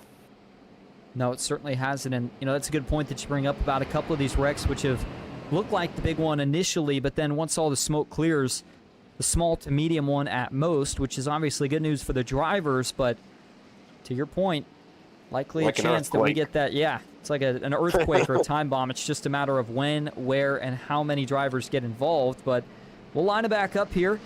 No new trends on the restart cone in terms of most guys inside of the top 5 picking that high side. But for Malik Gray, he says, you know what? I'm going to prioritize track position. I'll take the bottom. He'll line up with Mark Vondell and Cody Nagels on the high side. It's going to be Osranoff, Joshua McCullough, and Ethan Eckert, all those drivers inside of the first 3 rows. By the way, 5th caution here of the night, so I do believe that we have already ended the chance for the progressive jackpot, at least for tonight's race. So we'll have to see if these guys can have a shot at that next Thursday. By the way, if you're just joining us or you've been here all night, we appreciate you being here. You are watching the PGR Intimidator Superspeedway Series live here on PGR eSports. First race back here for the Thursday night guys after the SummerSlam 499. And this one, a little bit more of a busy broadcast than what we're used to. These guys normally just the feature event. Everybody qualifies and then runs the race.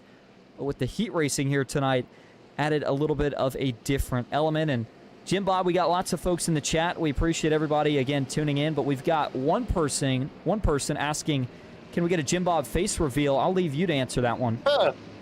You crazy. Nah, not right now. Well, there you go. I was going to say, we got you to do your first special event. We'll keep making it a challenge for the folks. They got to keep coming back and watching. We'll slowly ease into it. You've been broadcasting for a while. You got the special event out of the way. You got a Thursday night race out of the way. So maybe next up we'll do the face reveal. Hey, give me time to shave first. I gotta get rid of the beard. Gotta look professional.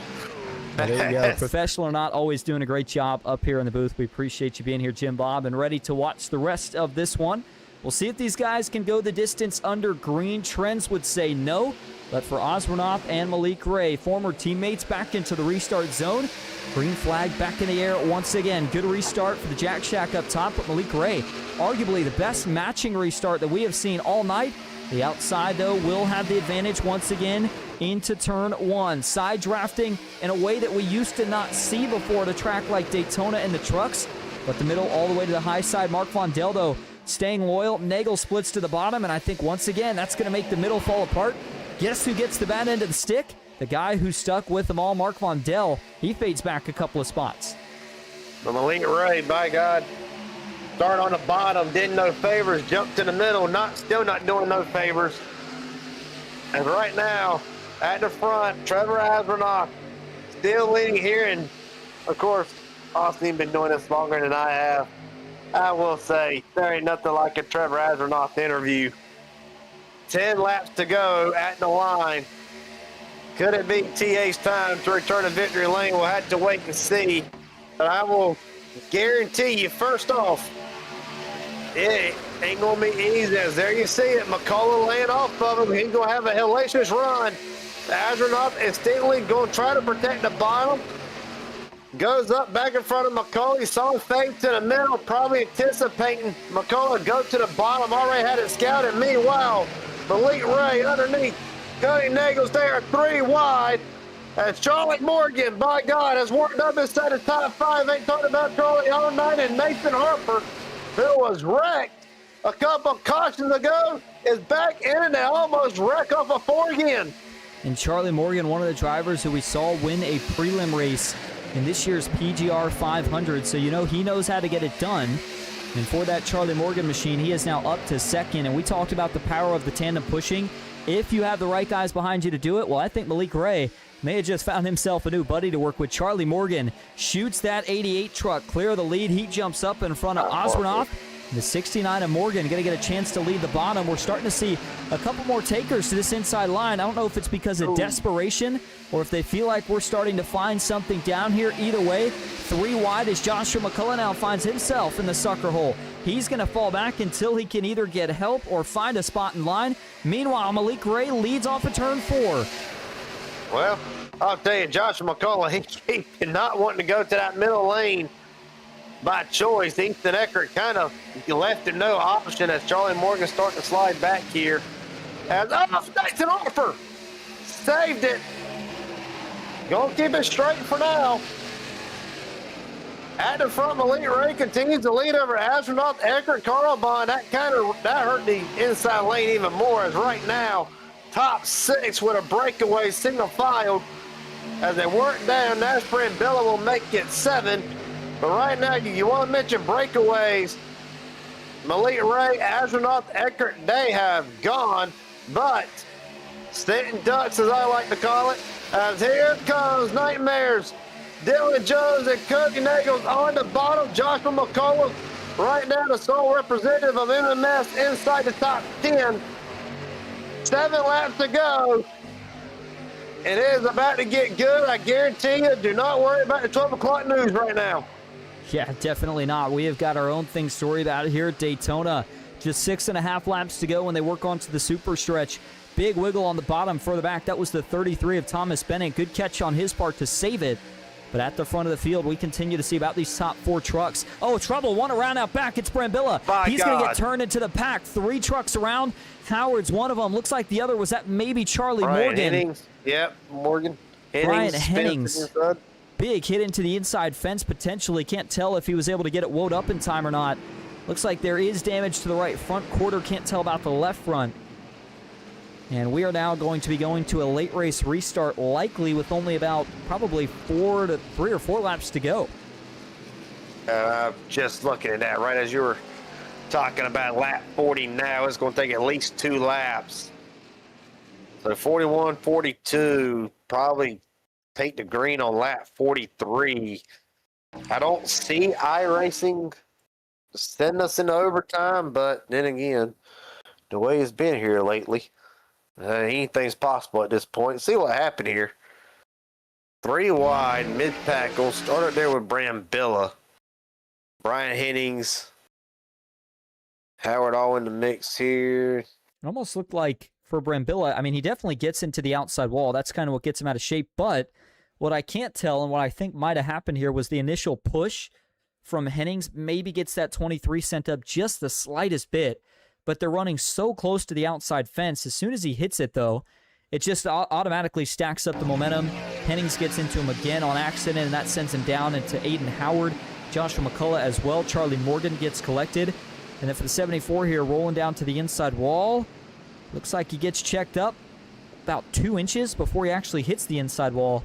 So he avoids the big hit there, but obviously still had the damage there to the right front quarter panel as he gets rolling once again. Nathan Harper able to dodge the bulk of this one. So once again, I mean, I would say we're lucky that we escape a big one here, but it still impacts a couple of drivers towards the back that get directly involved. And even the ones that miss it, I mean, they go from having about 7 or 8 laps left to only having about 3 or 4. Well, this is the point of the race now. You're going to do stuff that you don't plan on doing. For some of these guys, I mean, this scenario, I mean, it's a regular. For some that either have not done this a lot or ain't never been in this scenario, I'm going to say money on the line like PGR puts up on a nightly basis. You are going to do stuff. You're going to take a run. You don't care if the door opens and closes on you. You're going to take a run, anything get into a cash spot, really. And you want to talk about everybody kind of getting away with this one. Austin, I ain't going to lie to you. I feel like the big one will strike, coming either to the white flag, or it could very well send us into overtime, or kind of what I'm in favor of going with here. It'll probably strike in overtime when a caution can't be thrown and won't be thrown. So, honestly, again, I go back to the earthquake way of explaining it. You don't necessarily feel the earthquake at once. You get little small tremors, and that's kind of what we've been seeing. These wrecks, though they've looked big, they've actually turned out to be rather small, so it's almost wondering, are we getting closer and closer to seeing the big one here in the very late stages? Well, it's certainly a possibility. Up front, Malik Ray will be the man who gets to choose and lead us back to green for what could be the final restart tonight. You just saw there in the bottom right a moment ago, we showed you the race recap showing 42 of 45 laps complete. I believe actually that we are coming to 42 of 45 complete. Double checking on that. Yep, ladder of the options is correct. The reason I mention that, if we get the white flag, the 1 to go signal rather from the pace car right here, then we will get, I believe, a 3-lap shootout or 2-lap shootout. Should be a 3-lap shootout, but if we go one more, then that will mean a natural green-white checker. Looks like the lights are going to go out this time, so I believe we're going to get a 3-lap to go restart, and if we get another caution, then it will send us into our one and only attempt at an overtime for Cody Nagels. He will choose the inside, so he lines up just below Malik Ray here on the front row for this restart. You've got Trevor Osranoff, Axel Smith, Ethan Eckert, all inside of the top 5. And then Cameron Craighead, the 58 of Evan Carlbon, Joshua McCullough, Dylan Jones, and Charlie Morgan. The rest of the guys inside of the top 10. I thought that Charlie was one of the trucks involved in that last wreck. Not sure if it was somebody else or if it was him, and he was just able to keep it straight, but does a good job of keeping himself in position even after having a close call with that last incident. Well, look what we have here. The winless driver in PGR, Malik Ray, trying to go back to victory lane after the heartbreaker on Saturday, not being able to go 3 in a row for the SummerSlam. And he's got one guy who, I swear, Austin, we can never count out on any plate track. And Cody Nagels, the heartbreaker week of the SummerSlam for Cody Nagels, did not even get a chance to make it into the show. So both of these guys right now at the front, and really a lot of these guys in the top 10, as you mentioned. A lot of these guys are just trying to shake off from this grueling week that was the SummerSlam from Wednesday to Sunday. And for some, they've already shook it off with wins at MMS, HGR, all that good jazz. Some of them, they haven't been able to get that win yet to get their 2026 back on track. Going to be interesting to see 2 of the best on the restart. 3 laps to decided. If we get a caution before the leader gets to the white flag, and we will head into overtime. Green flag is back in the air. Just 7.5 miles left to go here at Daytona tonight. Good restart up front. Malik Ray on the high side, getting that big jump as expected, but this is what we have to watch for. Normally, we're used to seeing guys split to the high side 3 wide, but tonight, it's the guys going to the bottom. Axel Smith tries to cover the early dive from Joshua McCullough. He's able to do it, and already the bottom trying to make some headway, but it is all up top. Trevor Osranoff, Ethan Eckert, Evan Carlbon, and even Dylan Jones all clear. Man, Cameron Craighead, big save out of that one. Thought for sure he was going to go around down the back straightaway, which has been for some reason a troublesome area tonight. Right now, you got Team Malik, Jack Shack, and Nightmare all trying to settle it here. And Joshua McCullough right now in the lone MMS representative. 2 laps to go. Malik Ray brings him down. Asronath has not left that back bumper yet. Meanwhile, you see on the bottom, Nagel, Smith, McCullough, all trying to get that bottom lane to work. Jackson Byes jumps out of line. Byes will take it 3 wide. Nagels and Axel Smith jump up in front of him.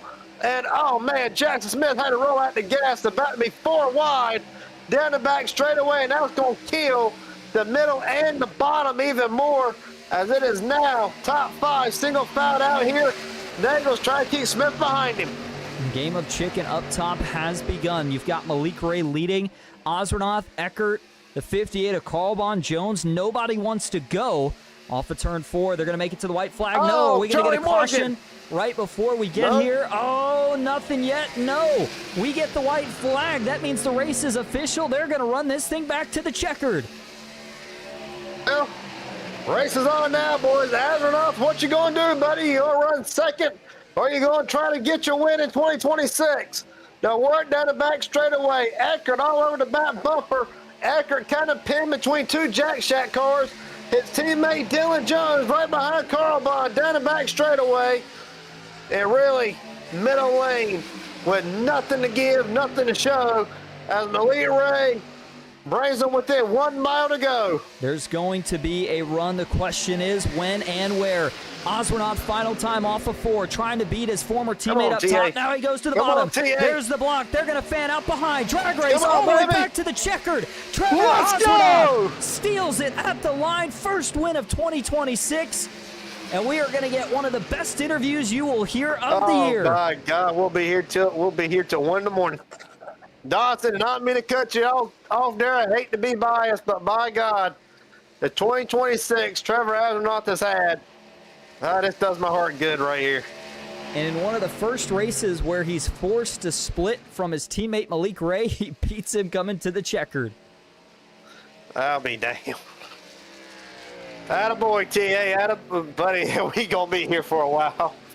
And it looks like the unofficial margin of victory was about just shy of 0.03 of a second. So we'll have to see what it looks like when we show you the results, but that would indeed be a photo finish. And normally we talk about if you make that move to the bottom, it doesn't work for Osranoff, though.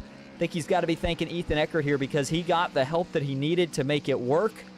And they had just enough there by the time that they crossed the stripe. We're going to get some virtual smoke here from Osbernoth, Malik Ray there as well. I'm still curious to hear if these two did stick together or if they were part of the team split, at least from Discord chatter from admins in PGR. Made it sound like that these two may have went their separate way, not out of any ill intent to each other, just because of the new rule. But if they were working together, be interesting to hear how that dynamic was as well. We've got about 4 different burnouts going on at the front of the field here, so as these guys continue to all celebrate for their own reasons. Let's go back and get a look at the finish, and then we'll talk about the results. This was absolutely chaos here coming off turn 4. Watch this again. I mean, this is a move that normally you don't wait this late unless we're at a track like Talladega. But Osbernoth, Jim Bob, you talked about this earlier before we actually started the broadcast, or before we started the feature part of the broadcast. You said these guys were setting up these bigger runs, and that's exactly what they did here. I mean, going into turn 3, Osbernoth playing the patience game. He gives Malik one more big push, but then by the time that they exit turn 4 here, he's got a decision to make. Decides that he's going to stay right on the back bumper, makes the move as they go down the short chute. Malik tried to cover him, couldn't do it. A little bit of beating and banging coming to the line, but the push from Eckert, I think, might have been kind of the nail in the coffin there that the 89 needed to beat out Malik Ray. Well, and you said it, and honest to God, I am a bit surprised that Trevor made the move, but we go back to, we talk about teammates and whatnot. We saw a lot of guys make alliances for the Jack Shack. Did not know for the Jack Shack for Nightmare. Really, everybody bringing every major horse that they had for that 1 week, and really we wondered how long would the alliance last after that. Well, I won't tell you, whether Trevor wants to or not, he can thank Ethan Eckert for that push. Really, we've always talked about here, you're always a sitting duck on the lead coming to the white flag. I'd rather be, honestly, second or third coming to the white. But it's just, I don't know. We knew Malik was going to be a sitting duck. If Malik tried to block that anymore, chances are the whole front runners was going to go up into the catch fence or just wreck entirely. So my hat's off to Malik Ray. He knew the run was too big that if he kept blocking, he probably was going to get turned and take half the field with him. But hell yeah, TA. Absolutely. Been a long time coming. It certainly has, and we'll get to hear from your race winner here in just a moment. Did want to look at the unofficial results first. And Trevor Osbernoth, your race winner here tonight. Malik Ray takes home second. Ethan Eckert, third. Evan Carlbon finishes in fourth. It's Dylan Jones in fifth. Stephen Miles, the last man to take home some payout here tonight. He finishes in sixth. First man out of the money positions is Mike Davenport, who finishes in seventh. Joshua McCullough, eighth. Thomas Bennett in ninth. And Jackson Byes rounding out the top 10. Jeff Byers finishes in 11th. Axel Smith, 12th. Cody Nagels takes home 13th tonight with Nash Prabillaback in 14th. Tony Mayering in 15th. It was Nathan Harper in 16th. Cameron Craighead, not the run that he wanted either tonight, finishes in 17th with Jeff Merck 18th. Brian Hennings and Wyatt Blair, last two trucks in the top 20. Ryan Bailey finishes 21st. Aiden Howard in the 55 machine. Decent run at different parts of the race. Unfortunately, not the result, though, that he wanted to show. Finishes 22nd. Kurt Quist, 23rd. Max Stein did 24th. Charlie Morgan finishes in 25th with Brock Westerlin 26th. Wyatt Gray 27th. Payson Lindsay back in 28th. Last two in the top 30. McCullough Motorsports' Mark Von Dell and then Mason Olney. Matt Lee finishes 31st. Justin Melikar for the Jack Shack 32nd after being disqualified. Chase Mastretta finishes 33rd. Seipel was the last driver to start the feature, being scored in the 34th spot.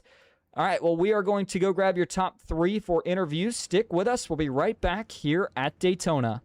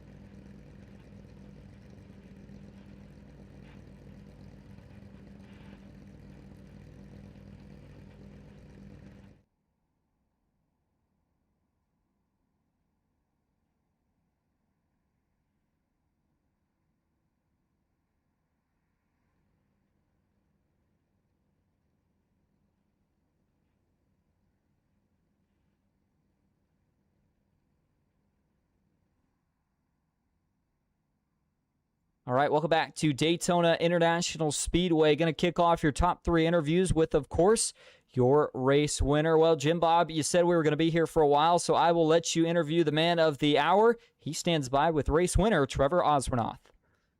DA, baby, you finally got it. Ain't it crazy, Jim Bob? Ain't it crazy, man? Ain't this? I was about to cuss. Ain't this thing crazy? Oh, baby. But, buddy, at one point from our side, things look like you were out and done for the night. You will gain the most spots, by the way. Just let me shoot you this fact right here. From 35th through the win tonight, walk us through that last lap. Did you plan on stepping out from behind Malia Ray, or was the pushing from Chase kind of force your decision there that ultimately will get Trevor Osbernoth his first win of 2026? I was scared because it wasn't Chase. It was Ethan that was behind me. My God, my bad. I get him confused. I started shading down, and I'm looking, and he's coming, and then Evan said, "I got you," and we just trucked along, baby. And oh, buddy, you don't even understand how happy I am right now, dude. It's been legitimate. I think about 2 years now. No, like not the 9/11 week of 2024. It's been since I've won a PGR race. It's almost 2 years. 2 years, dog. Oh my gosh. And he took it in the worst in the truck. In the truck. Man, I don't even know. Man, look. What's the next question? My God, you tripped me up there myself. But, buddy, I got to say, ultimately, something similar to what we seen in next gens, and particularly, might I add, something that we saw a lot during the SummerSlam week. Runs coming out of nowhere, man. How aggressive was it at the front? Just trying to protect all these runs, get from the front to the back. We know, like I said, came from 35th, dead freaking last to get to the front. So you, out of anybody, ought to know what it was like going up through the middle and through the pack and trying to protect all these surges that we saw tonight.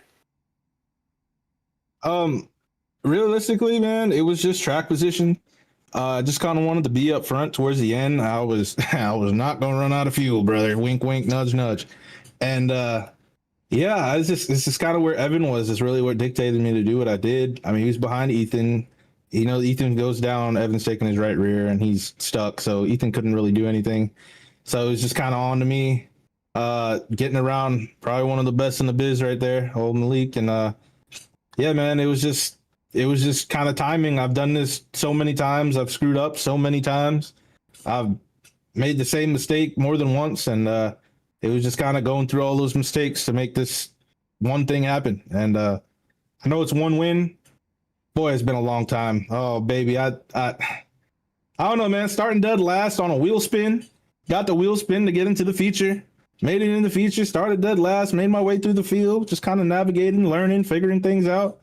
And yeah, maybe just put myself in position on a pit stop to stay out with like 4 laps of fuel less than everybody else, and just kind of banking on the cautions.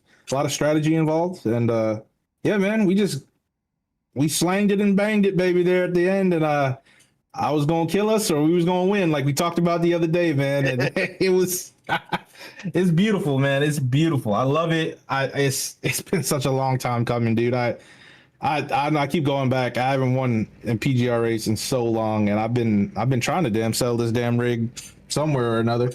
Not to even make the 499, to not even transfer out of the heat, to just watch all the boys try to get something going. And then Jack Shack came out here, and there was just 2 of us left at the end, me and Evan, and old Buss, man. Shout out to Buss, taking care of us.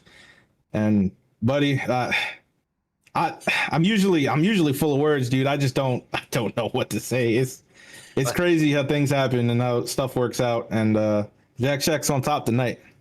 But in my last 2 questions I got, one, I'm going to ask you this one. This might get you going here. How long's the party going to last?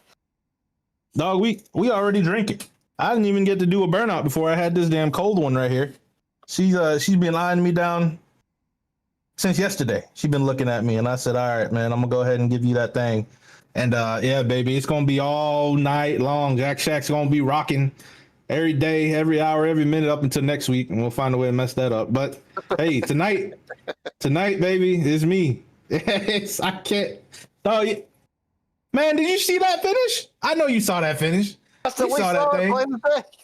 Man, dog, ain't nothing ever work out for me like that ever again, and it just did. So I don't know, man. I don't know. It's a lot of things been going on in the community, and it's just good to get a W tonight, baby. The old Jack Shack back up once again, back on top, baby. Woo! Before I give him a chance to shout out anybody, got any questions for him? Any questions? Heck yeah, baby. Jim Bob for the 500. How about that? Hashtag Jim Bob for the 500. Yeah, man. I don't really got no questions. Nothing I could think of. Yeah. How about that boy Trev? Huh? How about that boy Trev? Man, don't be talking about it Monday. I was gonna sell this stuff. We just go ahead and get out of it. Go do something else. I don't know. Go, man. I don't know. Go buy a race car or something, a real one. But I don't know. It might keep me here a little bit longer. I made the championship race. So we're gonna go try to win this championship 2 years in a row. Oh. Last question. Unless Austin got any questions for him real quick. I've been enjoying listening to this. I'm all right. Hell yeah.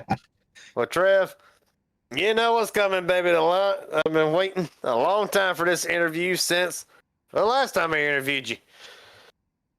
In Victory Lane, there anybody want to shout out? Friends, family, sponsors, etc. By God, the floor is yours. Yeah, man, I gotta first and foremost, man, I gotta thank you guys for putting on the broadcast each and every week. Everything both of y'all do. Jim Bob takes up some of the slack during the week. Also, Austin putting on the other leagues and the shows and coming out here tonight to get a old 4-time, baby. I can't believe I just got to say that now. I've been wanting that. Now I could quit. That's what I've been waiting on. 4 times. 4 times and I'm gonna leave. I don't know. We'll see. But I gotta thank both of y'all putting on the show tonight. I can't wait to go back and watch the broadcast and just see it happen. And thank PGR. Everything that happened with the 499. What a great show y'all put on. Especially the week after to come out and have your boy win. Hey, I think that's even better. Shout out, man. I can't miss the Jack Shack, baby. Jack Shack's always rocking. Always. Guys, shout out Chase. He did chase things. He killed the field. Shout out Justin and Joe. Joe died in the heat race for us to get us that wheel spin. Shout out to Bush, man. This really couldn't have happened without Bush, without him being behind us and just kind of dictating how the lines were going to work. Shout out to the community, everybody that comes out each and every week. Show up, show out, spend a little money, make a little money, lose a little money. It's always fun to have a good time with everybody, and also a bad time. I know a lot of people were fighting after this race, but I'm not, so I don't care. Yeah, man. I don't even know where I'm at right now. Thanks, Baker, Mike, PGR, Austin, Dawson, Jim Bob, everybody that's involved. Trucks at Daytona, man. This new choose rule really made a difference for us to really kind of get up to where we needed to be, make moves, and make stuff happen. And yeah, man, I think that's it. I think old girl over here calling me, she says she's a little thirsty because she's cold and I need to warm her up. And yeah, I'm about to pop the top on this. What is this? A White Claw? Yeah, no, not White Claw. What is this? Oh, I don't know what this is. This is something. That's something I ain't never seen before, but it was in my fridge and it's cold. We about to drink it. So yeah, man. Everybody at the Jack Shack, I can't thank them enough. Thank you, Ethan, for sticking with me. That was great. I was scared you were just gonna try to take my right rear. Thanks for Malik making it clean up there, racing me clean to the line. That's always fun to see, never killing each other or have a repeat. Oh, the 499. Wink, wink, nudge, nudge. And yeah, man. Appreciate y'all. Jack Shack's on top. And yeah, that's all I got. So I'm gonna go do my thing. I'm gonna go over here and let loose. Y'all are more than welcome to come on down after the race and come have a good time. I've been wanting to say this in a while. Mean Green, the weatherman's up here again. It's nice to see you, brother. And old Jim Bob, man, and, you know, you do the midnight stuff with us. We see you all the time. You saw me here Monday. We appreciate y'all. Thank you. I can't thank y'all enough for making this broadcasted and so everybody can see. So Yeah, baby, I'm gonna go loosen up. Probably take a couple cold ones, maybe a shot. I don't know. We'll probably go outside and run naked. We'll see how this happens. Well, buddy, a hell of a job tonight for Trevor Astronaut. The 2-year drought is over. He will be going to PGR's Victory Lane here at Daytona. Buddy, hell of a job tonight. Probably the best one I've ever said. Thank you. All right, that's going to wrap it up for your race winner, Trevor Osbornoff. Tell you what, maybe it's one of his best wins. I would say easily probably the best interview we've had, definitely of the year, potentially of all time. And at PGR, obviously a lot of excitement there for your race winner. Was looking for the man who finished runner-up here tonight, Malik Ray. Do not see him hanging out in the Discord, so we are going to go ahead and skip to the man that brought home third here tonight, and that was the same man who actually pushed your race winner to the win, Ethan Eckert. Ethan, this is Austin and Jim Bob up in the booth. You got a copy. How you doing? Well, man, you get third here tonight. I don't know if you got a chance to listen to Trevor's interview, though. It's going to be hard to top that one, but talk to us about the end there. You go with Trevor coming off of 4. You guys have the momentum to win it. Was that the plan for the last couple of laps, or was that just kind of you just thought of it and went with it right as it happened? Well, the plan was wait for one of the front two to make a mistake and hopefully get one of the right rears. But that didn't happen, so I just kind of had to settle for third, and I'd rather Trev win than Malik. I mean, Malik wins every other 3 weeks, so I mean, I'm happy to see Trev get it. Yeah, absolutely. Obviously, Ethan, you qualified straight into the feature. We saw you start this race off inside of the top 3, but there was quite a few cautions here tonight. You had to deal with some of that, some of the waiting around. By the time we got to the end of this race, though, we really saw the Highline dominant. What was the difference here in the trucks tonight, and what was it that was preventing the bottom from really working? I mean, that's just how the car is. The truck, the right rear side draft is way too bad. So if you get your right rear taken, or if you're on the bottom, I mean, you're running out of options on what to do. Well, you certainly found the right option there towards the end. Ethan, I won't hold you very long here, but before we let you head out to celebrate, is there anyone you want to thank or shout out? Yeah, shout out to you broadcasting, you too, Jim Bob, Baker and Mike for putting this on every week. They did a great job with the SummerSlam. Cody, Harper, Jackson, and Dylan, always great running with them. Everybody that watched, everyone that raced. That's about it, yeah. And Ethan, we appreciate you talking to us. Congrats on the podium finish here tonight. Hopefully we will see you back next week. Hopefully. All right, there you go. Ethan Eckert, third place finisher. And again, it was Malik Ray who took home the runner-up spot, but we do not see him in Discord, so likely not going to grab an interview for him. Before we wrap things up, though, here tonight, Jim Bob, obviously, you kind of, I think, alluded to this, and I know you've got the chance to watch Trevor more over the last year than probably I have, but just one of those guys. He's always a fan favorite. Great to see him in victory lane. We're not supposed to root for anybody specific, but I think when we saw him make the move there at the end, we were saying, come on, 89, he gets the job done tonight. What did you think about that win, and what did you think about the race in general?